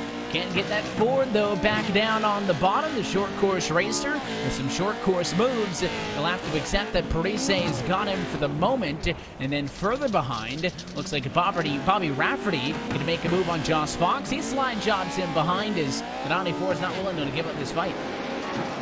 No, number 94 pushing him hard. Connor Parise got all, he's got his hands full. Oh, it looks like he spun it, and then it comes in. Oh, then we got the domino effect. Tough break there for Christopher Pavoordi and the number 94 having a solid run. When he tagged Josh Fox, who's going to go up and over. Let's take a look at the RaceSpot TV replay. He tried to move him out of the way a couple of times. You see right there, hits him, but he gets back onto the throttle right there. He gets pinned up against the inside K-rail, gets stuck on that Jersey barrier, and then somehow in all of this, Josh Fox ended up on his lid, so he's had to take the tow truck back to the pit lane, but it doesn't mean the fighting is over, because here is this big slew of cars from Pavoordi in 9th on back. Now Fox out of the battle. Pastrana up into 11th spot. He's trying to go up the inside. There's going to be a lot of contact as he goes at it with Justin Thompson. Yeah, it looks like Pastrana there and Mikey Lawrence in the number 85. They're getting into it now. And Pastrana, finding his home in sim racing a little bit. I think there's been a lot of athletes, with this downtime, they've been struggling to find themselves. And Pastrana, as we see him lose his front clip there, he's really embraced sim racing and iRacing. And, he's jumping around. He's doing a little bit of rallycross, doing a little bit of short course. It's good to see Mr. 199 out here. I know I mentioned Mitchell DeYoung won the iRacing Rallycross All-Star Invitational opener last week. A lot of the drivers who actually ended up in that similar style with a lot of, pro rally drivers as well as these real-life crossover drivers. A lot of them were recruited by Travis to be in that race. So the 199 has been putting in work to make sure that everybody hops on the sim with him and can have as much fun as possible. And have been doing a great job of not only kind of being an ambassador here for iRacing and sim racing in the last couple of weeks, but as well just trying to invite everybody else on to have some fun with him on the service. Not to kind of forget what's happening throughout the pack. A battle for 9th position as it looks like Mikey Lawrence and Justin Thompson behind, going to be side by side chasing down the 94. That battle going to go to the 85 for now, but a contact is for up front. It'll be white flag last lap. So is it going to be Cam Peterson? This kid from Canada has been just ridiculously quick. I don't know what more you can say about the number 48. He's been clean. He's made his way through traffic. He's just been run phenomenal races. He's never made mistakes. He's had every single pole. I mean, Cam Peterson and this General Tire number 48, this kid is the real deal here, Evan. He certainly is, and he has been picture perfect, no mistakes, has not given Mitchell DeYoung, not given David Bodio an opportunity to pounce on him as he'll run it down the banking as he comes by the start-finish stripe. And Cam Peterson going to go for the checkered and win in the Pro 2 race from Wild West Motorsports Park. And to be fair, when we said there was going to be a $1,000 prize up for grabs if you could sweep them all, wasn't really that confident we were going to have to use it, but there we are, and Peterson's 3 for 3. Yeah, he is 3 for 3, and I'm kind of interested to see the way the points shake up, and I think Edmondson and DeYoung were the ones that probably had a little bit of shot to catch him there in the points, but, now I think really they're going to be battling for the second and the third spot, once the points come out of this and we see how things shake out. There was a big dash to the line. You saw the 85 truck beat out the 94. The 98 was in that as well.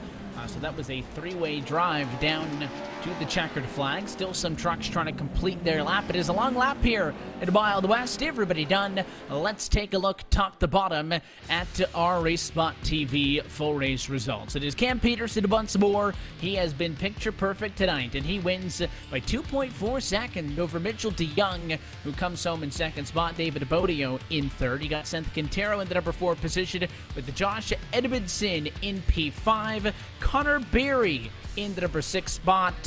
We also have 7th position finisher Connor Parise, who jumped up. Bobby Rafferty comes home in 8th. 9th position to Mikey Lawrence, and it'll be Christopher Pavordi in P10. Yeah, then looking down 11th through 20th, it's Thompson. Pastrana, great run by Travis to finish up in 12th. Chad Reed, best finish of the day for CR22. Corey Weller, she's coming on strong in these second half races. Connor Daly, Greg Biffle, mid 400 champ Justin Lofton. Then you got Ronnie Anderson. He got into some trouble, ran a lot quicker than that 18th position shows. Ron Capps, the legend of the NHRA, in 19th, and Josh Fox in the 20th spot. And then to round out the field, 21st position, we'll go to Joe Sylvester, and these trucks were out of it by the end. Alexander Rossi, 22nd. You've also got Brandon Brownfoot, who started real good up in P4. He falls way down to 23rd spot. Andrew Carlson, 24th, with Tyler Menninga and Mia Chapman at the very back in the number 26 position. And, we kind of questioned, would it change Pro 2s to Pro 4s? Would it change from Wild Horse to Wild West? And so far, Jim, the answer's been no. Cam Peterson's fast at whatever you put him in. He's been way fast, bad fast, as they like to say. And, he definitely has proven himself to be the guy to beat here. And, I got to give him a lot of credit. Not only has he been fast in the Pro 4, a lot of drivers are fast in the Pro 4, but he's been fast in the Pro 2 as well. He's been in the pole in both. I mean, you hate to say somebody's running the perfect race, but Cam Peterson is definitely running the perfect race right now. And the one driver that's been chasing him down is second in the World Cup point standings. It was second in the Pro 2 race just now. Let's see if we could get on the radio with the driver of the 24 truck, Mitchell DeYoung. Tiffany, let's see if we got a copy on him. Mitchell, obviously we've raced 3 races already. You've done a great job. Walk us through how difficult it is trying to get around Cam Peterson right now. You're trying to change up the different lines, or what exactly is happening? It's very tough. Cam is extremely fast, and he has a very good idea what he's doing. For me, I know like I'm racing kind of the best in short course on iRacing right now, so like just being able to run somewhat close is pretty cool for me. But yeah, just trying to do my best, trying to collect points as we go. Looking forward to this last combo. I think it's a very fun one, so hopefully we can get a little closer this time. Well, now that you've had 3 races underneath it tonight, you've had 2 in the Pro 2, 1 in the Pro 4. Which truck is handling a little bit better? And obviously, Cam said that this track specifically was a driver's track. Do you agree with that? Yeah, for me, I like Wild West a lot more. For truck-wise, hard to say. I've driven the Pro 4 a lot more. I've only started driving the Pro 2 a couple days ago. So just trying to manage the best I can, I guess. And yeah, I'm hoping the Pro 4 in this last race is going to be suiting me a bit better. So hopefully we can go for the win this time. Awesome. Going for the win. One more thing, talk about game plan. This Pro 4 is what you're looking for right now. Is there going to be any difficulties on this track for you? For sure. It's going to be key right now to get a good qualifying lap. If you can start on pole, you can kind of control the race. And after that, just kind of survive turn 1 and, adapt to the track as it goes. So we'll see if we can do that. All right. Thanks for checking in. Best of luck to you. Back up to you guys. Thanks.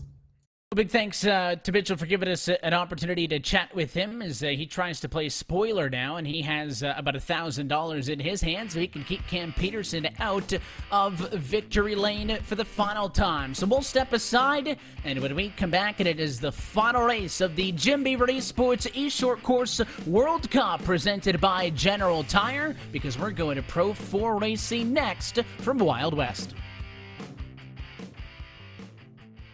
Born for competition.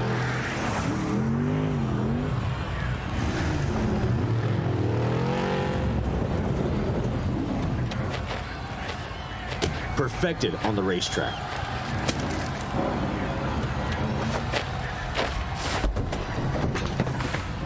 For whatever your road looks like,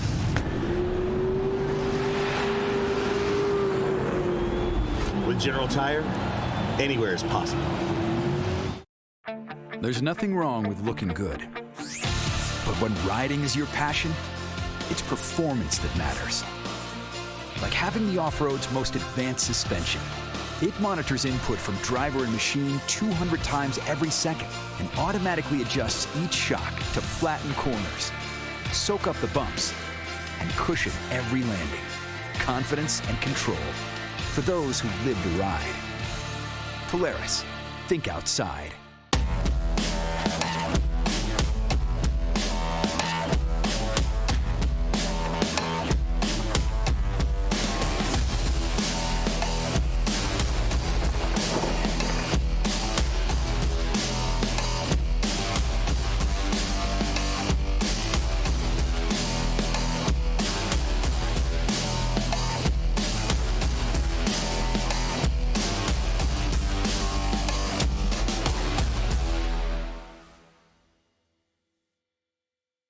Conditions off the pavement are always changing, so why settle for a light bar that just turns on and off? The Rigid Adapt is a revolutionary new light bar that will automatically select from 8 beam patterns that range from a widespread 90-degree flood to a 15-degree spot based on your vehicle's speed.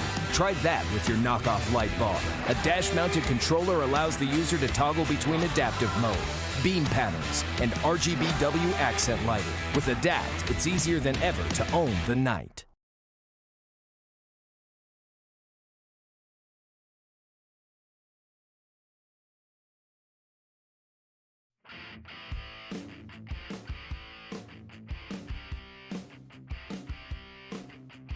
We're back live from the virtual Wild West Motorsports Park, and it is now the main event. 3 races down, 1 to go as the Pro 4 trucks are back on track. It is the final of our 4-race sprints for this Jim Beaver eSports eShort Course World Cup presented by General Tire. It's still Evan Pasoko, Jim Beaver, Tiffany Stone on the call with you, and it has been a great evening of action. So happy that you've been joining us here on Race Spot TV, along with the help of our director downstairs, Paul Smith. And Jim, obviously, your name's on this. You know a lot of the drivers involved, and I kind of talked off at the top about your involvement in iRacing and some of that on the asphalt side with the NASCAR stuff, which is what we were joking with under the break that I'm more acquainted with. Keep calling the trucks cars by instinct, but just wanted to give you an opportunity to talk about, what kind of came together to get this event on, and all the people that need to be credited and thanked for helping you with it. Well, I think right off the top, we've got Chris Leone, who works with iRacing, and he also works for me. He splits his time between our 2 organizations, and he was a massive help, and this wouldn't have happened without Chris. And obviously, we've got Matt Everhart, who works for me as well, and does a great job behind the scenes with Jim Beaver eSports. Both those guys put in a ton of hours, sleepless nights. So off the top, got to thank them. General Tire for getting involved. Obviously, Race Spot, you Evan, you Tiff, and just all the drivers that came out. I patched this idea doing something special for the off-road community because everybody's sitting at home. A lot of us are out of work. We're not going to events. I said, how can we do things? And reaching out to the off-road community, they immediately said yes. Then I started reaching out to my friends like Pastrana and Alexander Rossi and guys like that. They all said yes. And then all of a sudden, guys like Chad Reed start coming in and things like that. So I think this is really special. We've got a lot of people from off-road, a lot of people from motorsports in general. And then we're also, we have some of the top sim racers in the world here. And I think this is really special. And I don't know that it's ever actually an all-star event like this has ever really been put together for iRacing before, with people from all these various walks of motorsports. So really excited that it all put together. Thanks to everybody tuning in at online and at home. Be safe out there. I know all of us want to get back to normal life, but hopefully we can all live vicariously through the iRacing community and until we do get to go back to real racing. And we're watching the qualifying session. As we mentioned earlier, there is no invert as we go to the Pro 4s and in between classes. It is requalifying, so open queue right now has about 3 minutes or so left until we'll actually go to the grid. And it is Cameron Peterson at the top over Josh Edmondson in second for right now. A championship points update. It is still at the very top. Peterson 150 points now. He's been perfect all the way through. Mitchell DeYoung in second. Only, though, by 10 points ahead of Josh Edmondson, who's currently out-qualifying the 24 now. So that battle for second in the World Cup points could be the one to watch as this race comes down to the end. But Tiffany wanted to bring you back into this one as well because first foray into the sim racing, and I think you'll agree that it's a good product. It looks just like the racing you would see on the weekends, and certainly maybe not a replacement, but a good alternative. Well, we can't have actual trucks on track. No, this is exactly what I would be watching, and if I'm watching and to do anything for the pit reporting or driver interviews, I'd be watching a live stream just like this, listening to both of you guys. And Jim was even saying, Tiffany, it's so real that you could actually see Blue Groove on the track, and that's exactly what I saw. And being able to see a camera and have roost, from the back of the, back tires, that's exactly what I would see anyways. This is perfect. It kind of helps keep everything together and keeps the off-road community still going. And these drivers, I'm sure, have had a ton of fun, Jim. You talked about bringing drivers of different disciplines together. Not only do we have the pro sim racers who have been, having a really good showing so far tonight, but you have the professional off-road drivers. And then the crossover drivers mixed in is what makes it real fun. The NASCAR guys, NHRA, IndyCar, monster trucks, and, kind of everything in between. I'm sure a lot of these drivers know each other or know of each other, but may have never raced with one another on the same track at the same time. So while it's a cool experience for us to be able to host this event and to cover it and, of course, bring it into everybody's homes on Race Spot TV, I think it's probably more fun for the drivers who are trackside and actually getting to race against each other. Oh, yeah, absolutely. And I know these guys behind the scenes. They've been spending a lot of time testing and practicing in the sim together. And, there's a lot of trash talk going on. There's a lot of bragging rights. And make no qualms about it. Obviously, we've got guys like Cam Peterson, who is one of the top sim racers in the world as far as short course running up front. But, some of these others, there's some bragging rights for, say, 10th place and things like that. These guys want to beat their buddies. They want to beat their friends. And while they may not think they have a shot to win, they know they can beat their friends, and let me tell you, sometimes that goes a whole lot further than actually winning the race. We heard drivers cautioning that these Pro 4s don't like to woe up as much as the Pro 2s, and I'll tell you what, turn 1 here in the Pro 2 race was awfully interesting with those hairpins, so we are in store for an exciting start to the last race of our evening of racing. Happy that you've been with us through it all. Let's go trackside one final time and take a look at our RaceSpot TV starting grid. It is Cameron Peterson once more. The General Tire 48 wants to stay perfect. It'll bring us to the green flag alongside the Vision Wheel entry, the 015 of David Bodio. Josh Edmondson, therefore, going to make up the inside of row 2 in 3rd, and Mitchell DeYoung, the worst Q effort thus far, in 4th. Yeah, then we've got Connor Parise in the Dirtfish number 11 in the 5th spot. Connor Berry, expect him to come on strong here in the Pro 4s. He's been really solid the Pro 4s so far this weekend. Bobby Rafferty there in the number 7 in the 7th spot. And Brandon Proudfoot rounding out our top 8. And taking the 9th spot is Seth Quintero. Seth's had a pretty good evening so far. Number 10 with Josh Fox. Moving on to number 11, Ronnie Anderson. Hopefully Ronnie can get back together in that Pro 4. And finishing it off in 12, Tyler Meninga. Michael Lawrence will start from the number 13 spot, along with Justin Thompson in 14th, Alexander Rossi 15th, and Andrew Carlson P16. In 17th through 20th, it is Mr. Nitro Circus, Travis Pastrana in the 17th spot. We've got Christopher Polvordi in the number 18 on those, or in the 18th spot on those General Tires. Greg Biffle, the legend, in the 19th spot, and Joey Sylvester in the 20th spot. Taking the number 21st spot will be Chad Reed. Number 22 of Justin Lofton, Mint 400 champion. Number 23, Ron Capps, who has been doing pretty well this whole evening. He's really into the sim racing. And number 24 of Connor Daly.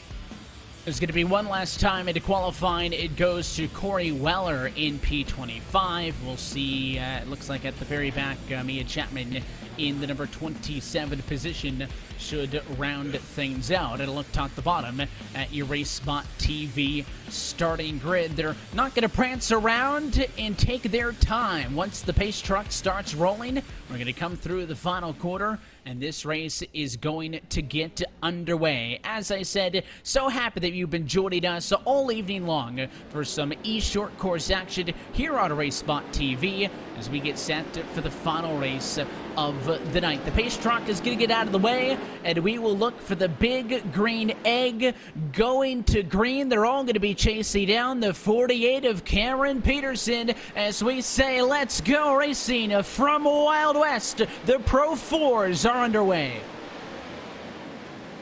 We're going to really be able to see them back them in here in this hairpin with these Pro 4s. And look at that. They are rubbing on each other. One up and over the barricade. Looks like, is that Polvordi? I couldn't tell who that was up and over. Lots of chaos there. Lawrence, that was Mikey Lawrence, trophy truck driver. He's got a brand new DeYoung sim rig. I know Mitchell DeYoung and his dad Vince have been helping Mikey Lawrence get going here in sim racing community. Big thankful for the, thanks to the DeYoungs for all they do and give back. But right now we got Cam Peterson, up front running away with things. We've seen a couple of trucks go over in these first few corners. Rafferty was another one of them. And then somebody else went for a ride just 2 corners ago. And that was just lap number 1. As Peterson is out in front, the 15 of Bodio is able to stay in second position.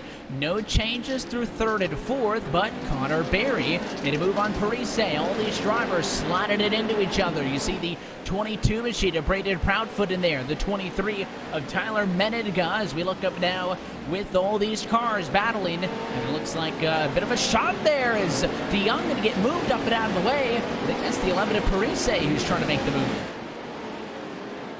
That was Tyler Meninga there making the move. It looks like number 22 dropping down low.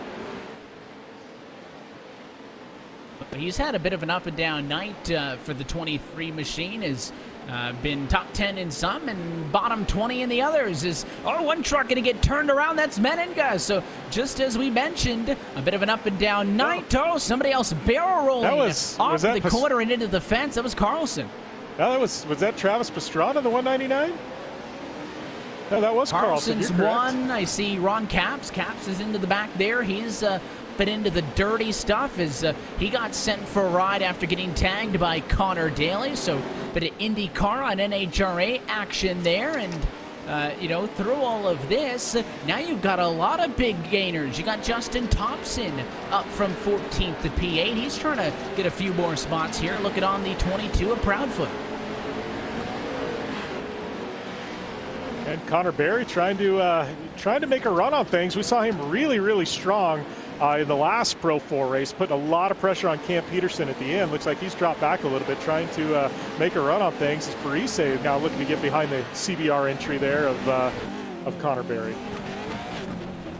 And it's like a 3-truck group here down the front stretch as they slide back off it and into turn number 1. It is led by Proudfoot, as you do have some trucks getting back onto the racetrack and now kind of rejoining things, but it's Proudfoot, then Quintero, Thompson, and Fox. That is that quartet of trucks back here battling for 7th position on back. And a battle for P5 is on. Connor Parise moving Connor Berry. A lot of contact that time as they're going to be door banging all the way through the quarter. Inside position he now belongs to the 11. He's going to move him out of the way. Goes for the slider, and he gets the job done. Connor Parise not being shy. Connor Parise, he's got that rallycross experience, and as you know, Evan, the rallycross here on iRacing, they drive a little rough there, so he's no stranger to rough driving. Yeah, they're no strangers to getting physical, and the problem is he left Connor Berry not that far off who you are running on board with. We saw Berry be very aggressive a little bit earlier on. There he goes to the inside. A bit of a shot that time. These trucks, though, can take a lick and keep on ticking. We'll see if that 528 truck is going to be up to return the favor. As we look a little bit further back, there's Josh Fox in the Chill Blast Williams eSports entry, trying to chase down Justin Thompson just in front of him, as it is actually behind a lap truck in Ronnie Anderson, who has had flashes of brilliance tonight, but this thing's kind of fallen apart for him in the second half of the evening. Yeah, he's had a tough go in the Polaris Razor entry there of Ronnie Anderson, and as we get a glimpse there, but it looks like the truck's still looking pretty clean. Maybe he's got a run here. We still got that competition caution coming up where everybody's going to get restacked and re-racked, and maybe Ronnie Anderson can make a run here in the second half of this race. He'll try, and if more trucks drop out of this, Alexander Rossi's night going to come to an end as he brings it back and into the virtual pits. His night's going to be done. You look at the side-by-side battle. That's Mediga and Pavordi, the 94 up and onto the barriers. So that'll open it up for the 23 truck to slide on through. So that Heatwave entry of Tyler Meninga makes the move, and it is Christopher Pavordi behind in the Ford-powered number 94. Who's going to try to get back up on him, and it's an interesting duo of two drivers going at it. Never thought these two would go head-to-head. No, you never thought these two would go head-to-head. That's what's great about this. Here you got a professional off-road racer and a professional monster truck racer. They're doing battle out here in short course. I mean, I think this is amazing. And Tyler, I know, a big fan of these off-road trucks and the rally stuff on iRacing as Pavordi goes a bit wide there to allow the 23 to pull away, and Christopher's just trying to stay in front of Travis Pastrana, who's going to be the next truck behind him. And I told Tyler, hey, if you think they're good, come put your money where your mouth is and give it a shot. And he's like, I'm going to get my butt kicked, but I'm still going to do it and get out here and get involved in this one. And you can see a lot of these trucks now showing battle scars as there's the 528 of Berry returning the favor on Parise as they come to the competition caution. The 11 truck stayed in front. We'll take a second look. This is off and into the final corner on board with Berry running what is sixth on track. There's the slide, threw it in there, right up and onto the hill on the inside line. Not able to make the move, but he was certainly pushing it, and that I think is a sign of things to come in the second half. And I got to give a lot of credit to Connor Berry. He's got his own, they've got a league racing they go. I think it's called iRacing Short Course that, Connor Berry has. And, he's really come into his own as a sim racer and as a real world racer. Got to give this kid a lot of credit. Definitely the future of off-road. Get a glimpse there of Cam Peterson, our current leader under caution, that General Tire truck number 48. He's trying to have the perfect event out here. 4 pole positions, 3 wins. We're going to see if he can put it all together in the second half of this race. And unfortunately, Tiffany, one of the drivers who has not been able to put it all together is Bobby Rafferty. The number 7 truck was on his lid in one of the first quarters of this race, and we are pacing around under the competition caution. You've got him on the radio. Hi, Bobby. How's it going out there? Well, kind of put ourselves in a unfortunate situation. I wasn't able to connect to the race for some reason. I was having internet issues on my for the first Pro 4 race, and then we really didn't have too good of a turn one here in this one. But I'm pretty proud of my my finishes in the Pro 4 at Wild Horse, coming from 25th to 12th, and then I think we ended up I want to say 7th or 8th in this last race. So I can't really complain too much. It's for fun. I just, it's cool to have all these pro guys out here running with us. It's definitely a neat deal that Jim put together for us. No, that sounds awesome. Talking about short course racing right now with this, and how different is that, or how does it compare to the other racing that you've done on iRacing so far? It's definitely a lot different. I mean, I've raced in the real world from modifieds, legend cars, started out quarter midgets, all types of stuff. The off-road stuff is something, even though I'm an East Coast guy, born and raised in New Jersey, living in New York now, it's something that I've always had a very big love for. And to see it back onto the service, I should say, it's probably the closest I'll ever get to it, but it's definitely probably one of my favorite forms of motorsports. There's no doubt about that. Is there any way that we'll ever be able to see you possibly in a real Pro 2 or a real Pro 4 out there? That's a good question. I mean, you never say never. You never know what's going to happen. I've been around the motorsports industry long enough to know that you never say never, but it would definitely be cool. Well, I know you got the second half back out there. Best of luck up to you, and back up to you guys. Well, big thanks to Bobby for letting us jump on his radio here under this competition caution period, and of course, getting a word in with him. So that's his thoughts. A little bit of an up and down night, and as we pace now with, I believe, the lights out on top of the pace truck, so getting set for the restart. Jim, what would you equate? What's the real life version of having an internet issue and missing the grid? Because that's a uniquely sim racing problem.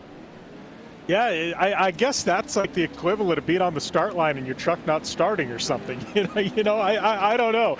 You got to feel for a guy like that where, you get a late start and, everything gets put together, but you're just playing catch up, and there's been racers in real world racing have that happen where the truck just doesn't start and they start the race a little bit late and you're playing catch up the whole day. And it sounds like that's what happened for Bobby Rafferty. But, guys like him is what makes the sim racing community amazing. Here's a guy who has run real life race cars. Now he races, at a pro level in sim racing, and great to have a guy like that on the service. And there's a lot of drivers on iRacing that have a bit of that real-world experience as well, and it's really fun to see how that comes into play. The pace truck, though, out of the way for the final time tonight. It is the Big Green Egg going to green. Back underway. 7 laps to go in the Pro 4 trucks in Wild West. We'll sling it into one. Oh, and a huge shunt as DeYoung moves Edmondson out of the way. Oh, Proudfoot, look at that freestyle there. The number 22 of Proudfoot barrel roll. Those of you who follow the internet know who the wild man Adrian Cheney is. He's a short course racer that known for barrel rolling trucks. That was straight out of Adrian Cheney's playbook. He got it back at all 4 and kept going. So I wonder if there's some style points available in the overall championship come the end of the evening. That shunt by DeYoung, though, has moved him up to 30. You can see some trucks way, way wide. That was, I believe it was Fox who was up on that outside. He's got one truck down to the bottom of him as he tries to fight side by side with Pavordi, I think, who was able to make the pass on him. Quintero even further up the road as they slap the rail that time off of the corner and race off and down the front stretch to take lap number 13. Full bore back here inside the top 10 and Pavordi into the wall. Oh, man, Pavordi, you don't know what happened there because he just kind of went straight. Look at that. He's back on the gas. You got to love sim racing. He might have been concussed in real life, but in the sim racing world, he's back on the gas. Yeah, he's able to get back going. I told you these trucks can take a little bit and keep on going. Not even going to use the quick repair as he got a little bit tight after the contact and then got hooked, kind of got finished off there by another one of those trucks coming in behind. And, now's the point late in this race. You can see it right there at the 94. Got a quick glimpse of Pavordi, but it was all said and done. No front end left on that truck. You got a lot of guys just trying to limp it to the distance. Looking now at DeYoung up to third for the first time tonight, still chasing down Dave Bodio in second, and Cameron Peterson up front, still perfect, and he is going to be next time by 4 laps away from a $1,500 payday. Yeah, it is a lot of money on the line there for Cam Peterson. Right now you got to think he's just hoping, man, please don't let somebody take me out. Don't one of these lappers get in the way. Anything like that, because he's put together almost the perfect World Cup. 4 poles. He's got 3 wins. He's trying to put it all together. And I got to tell you, switching between Pro 2s and Pro 4s at multiple tracks, this is not easy as we go on board with the number 199 of Travis Pastrana. And it's funny, as he goes out to the outside and has some battling going on underneath him. They're going to be 3 wide as they come off, as Thompson and Proudfoot are doing battle as well. We got a little bit of a cheat sheet for all these drivers that raced, listed their racing accolades, and as they go back off into the mud and Pastrana's getting leaned on again, his description was literally no intro needed. It's Travis Pastrana. I think that explains it enough. The multi-time X Games gold medalist, of course, in a host of different events, including rally and the dirt bike and motocross as well. And you can see he's staying in front of this group as there's contact up on the inside. Now further up the road, a battle for P5 and 6. It is Connor Berry under attack by Josh Edmondson, hunting for the quarter panel, unable to get to him. And that final quarter, by the way, has really slicked itself in. Yeah, that final corner's getting loose, and we saw Connor Berry there right before the competition caution make a move there, and wasn't able to make it stick. But that final corner, it could play its role into this before things are over with only a couple laps remaining. And I think the onboard shot's a good angle, and you can see when there's all the roost coming off of the back of these trucks. It's not just aesthetic. The other thing that makes iRacing so realistic is you can see the corner. There's no marbles down on the bottom because that's where they're all running, so that's why it's getting slicked off and they're losing grip down there.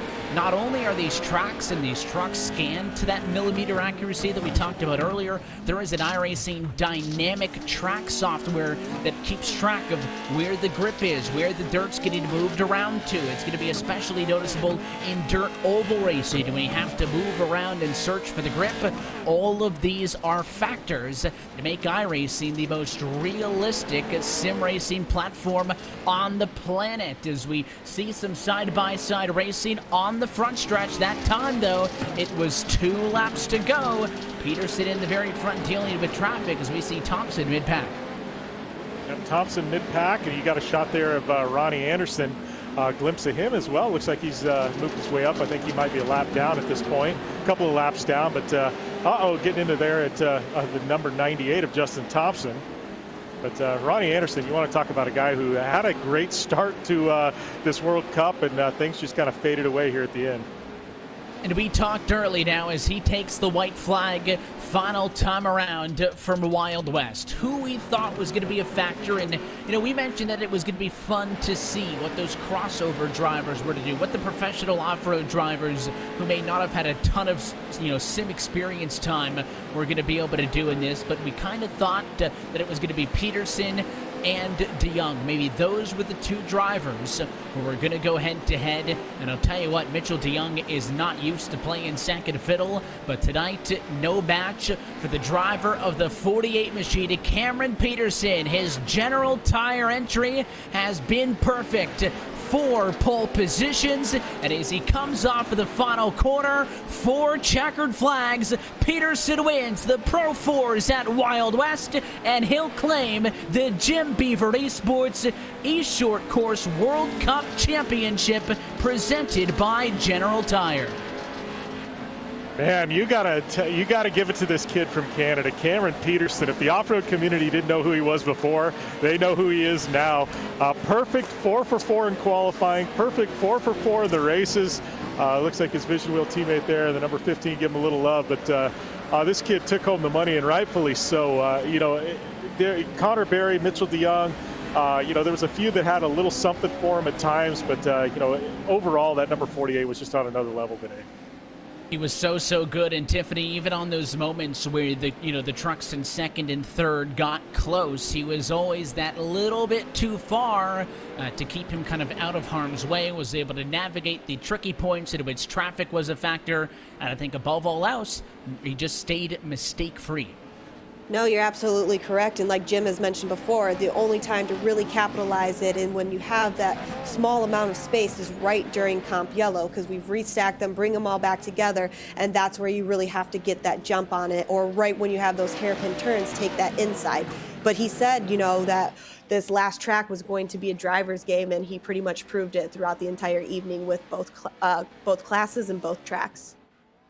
So let's take a look at your RaceBot TV full race results for the Pro 4s here from Sparks, Nevada. Peterson checkered flag by 3 seconds over David Abodio, who comes home P2, and Mitchell DeYoung finishing in third. Connor Parise in fourth spot, and Connor Berry comes home fifth. Josh Edmondson is sixth. Seth Quintero seventh, with Josh Fox P8. The best of the night for Tyler Menning in ninth, and a little bit of a slide to the back for Brandon Proudfoot, who rounds out the top 10. Yeah, then looking at 11th through 20th, it was Justin Thompson's Travis Pastrana. He got quicker as the day went on, and I think he's got a sim racing career ahead of him. He's never been bad at anything, and I think sim racing, he's found a second home here. But Connor Daly, Joe Sylvester, Corey Weller, Chad Reed, Christopher Povorti, Mia Chapman, great, her best finish of the night so far in 18th. Greg Biffle, NHRA legend Ron Capps in the 20th spot. And then at the very back of this one, Ronnie Anderson started so good, but just did not enjoy the second half of the night as much as he did earlier, but does beat out Andrew Carlson for 22nd. You've also got Mikey Lawrence, 23rd, Justin Lofton, P24, Bobby Rafferty, 25th. We talked to him after he had a roll in turn 1. Alexander Rossi as well rounds out the field in the number 26 position. It's a look top to bottom at your RaceBot TV full race results, and you can see him parked on the hill. It's good to break out the top of the mountain metaphor, because it's true. Cam Peterson, oh so good tonight, sweeps all 4 races and takes home the championship. So not only did it pay the $500 and a brand new set of General Tires, however, he'll also get that $1,000 bonus. So let's go trackside and talk with our Jim Beaver eSports eShort Course World Cup presented by General Tire champion. And I'll hand things back over to you, Tiffany, to catch up with him on the radio. A big congratulations to you, Cam Peterson. Obviously, you swept the entire night. Talking about this track specifically being a driver track, going through your Pro 2 and Pro 4, which one did you feel a little bit more comfortable in? I have a little bit more experience with the Pro 4, so I would say Pro 4 my preference. It's a little easier to hit your marks. You're not so sideways, and a little bit easier to control. So I also prefer Wild West over Wild Horse. Just a personal preference, and I was happy that we finished off with these tracks, because I know I got the worst over with first, and got to go with my bread and butter. Well, you've done it here. There was a few guys that gave you a little bit of trouble throughout them. How do you keep yourself so calm knowing that you have somebody on you right there? And even though this is a virtual e-world, this is driving just like it normally would at this normal track. I like to think that I thrive under the pressure.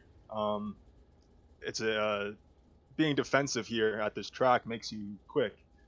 You don't need a wide entry and leaving doors open to be fast. You can definitely dive down low and still keep your speed up, keep your lap times low. So knowing that is a big benefit. So yeah, it was just an awesome day, and so thankful to be here. Well, that's awesome. And I've always done this, and I'll always continue no matter what world it is in. Cam, in one word, how do you feel about this evening?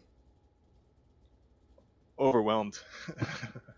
Awesome. Well, you've done a great job here. Congratulations to you. Congratulations on everything. You've done it. Nice job. And back up to Evan and Jim. That's your champion goes perfect. He's 4 for 4, and as well by winning a lot, we had to bug him a lot on the radio. So big thanks to Cam for letting us talk with him all throughout the night, and congratulations to the champion. I think we're also going to jump on radio, Tiffany, with somebody that you spoke with a lot earlier this evening. Mitchell DeYoung comes home third in this Pro 4 race at Wild West, but that puts him second in the championship, so he'll walk away with some cash as well. Mitchell, nice run today, coming in second overall with everything, third in the last Pro 4 race. You know, you were pretty much on Cam. What were you thinking that was the deciding factor that made Cam just a little bit faster tonight? Yeah, my thing that I was mainly worried about this whole event was my ability to adapt quickly. I knew I could kind of get there pace-wise in practice, but I didn't know how I would do consistently, like putting those laps together. I think that definitely showed today, just the limited amount of time that, you know, we have in qualifying and then straight to the race. I just never could quite nail it. But not take away anything from Cam, like he 100% nailed it every time. And what he was doing pace-wise, like in the race and qualifying, was pretty much as good as you can get. So you know, he definitely deserved that. So I was just doing my best to get as close as I can. Nice. Well, you've had a nice run here. And like I said, I always like to ask everybody in one word, how do you feel tonight? Fantastic. Fantastic. Well, nice job. Big congratulations to you. Got some money here in the eShort course racing. Can't wait to see you race again. Nice job. Thank you very much for having me. Thank you. Back up to you guys. That is the driver who comes home as second in the points for this eShort Course World Cup.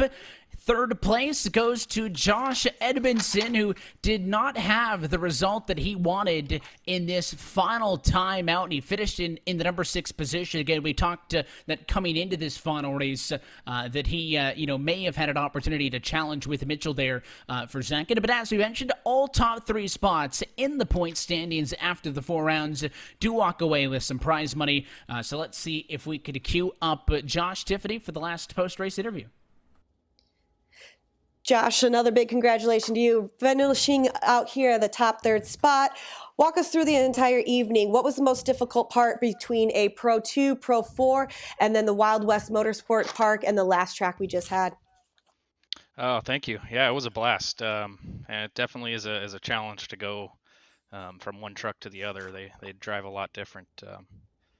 Yeah, it was good. You know, there was definitely some issues that got flipped in the 3rd race and got sent in that restart of the last one, but overall it was really good. Finishing top 3 is really good for me. I'm stoked about it. Comparative to other iRacing events and different classes and different series, how crazy was it to have over 20 different type of trucks that are all built the same, but doing this in this virtual world?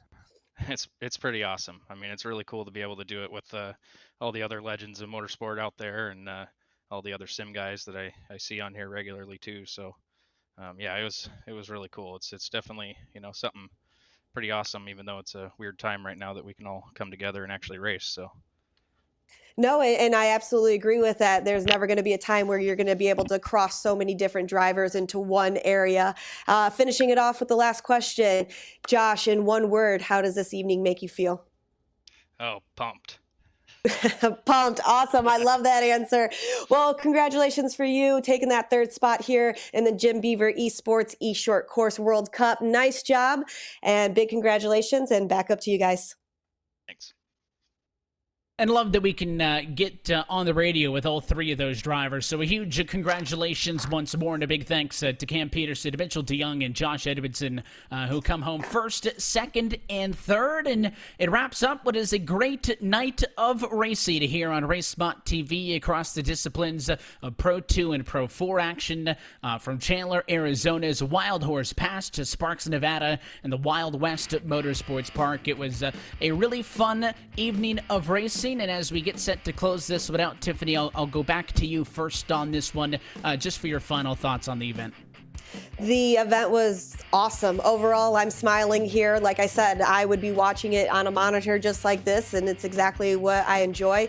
It was really cool to see how great and how close the graphics were to an actual race being there. I've never actually been to those 2 tracks, and I feel like I've been there before. So a big thank you for everything that you guys have done. A big thank you to all the drivers and everybody who's been watching as well.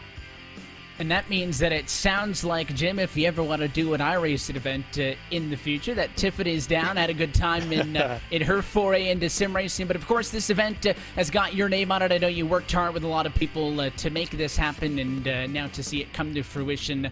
What are your thoughts on the first go at the Jim Beaver eSports eShort Course World Cup?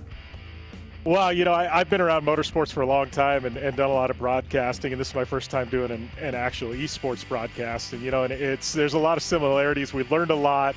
I don't know how many people we've, viewed this, but I know it had to have been quite a few. My phone's been blowing up all evening. Thanks to everybody who tuned in at home. Thanks to everybody at RaceBot, and you, Evan, you, Tiffany, Chris, and Matt, the part of Jim Beaver eSports, and all the guys, everybody that's hatched this idea.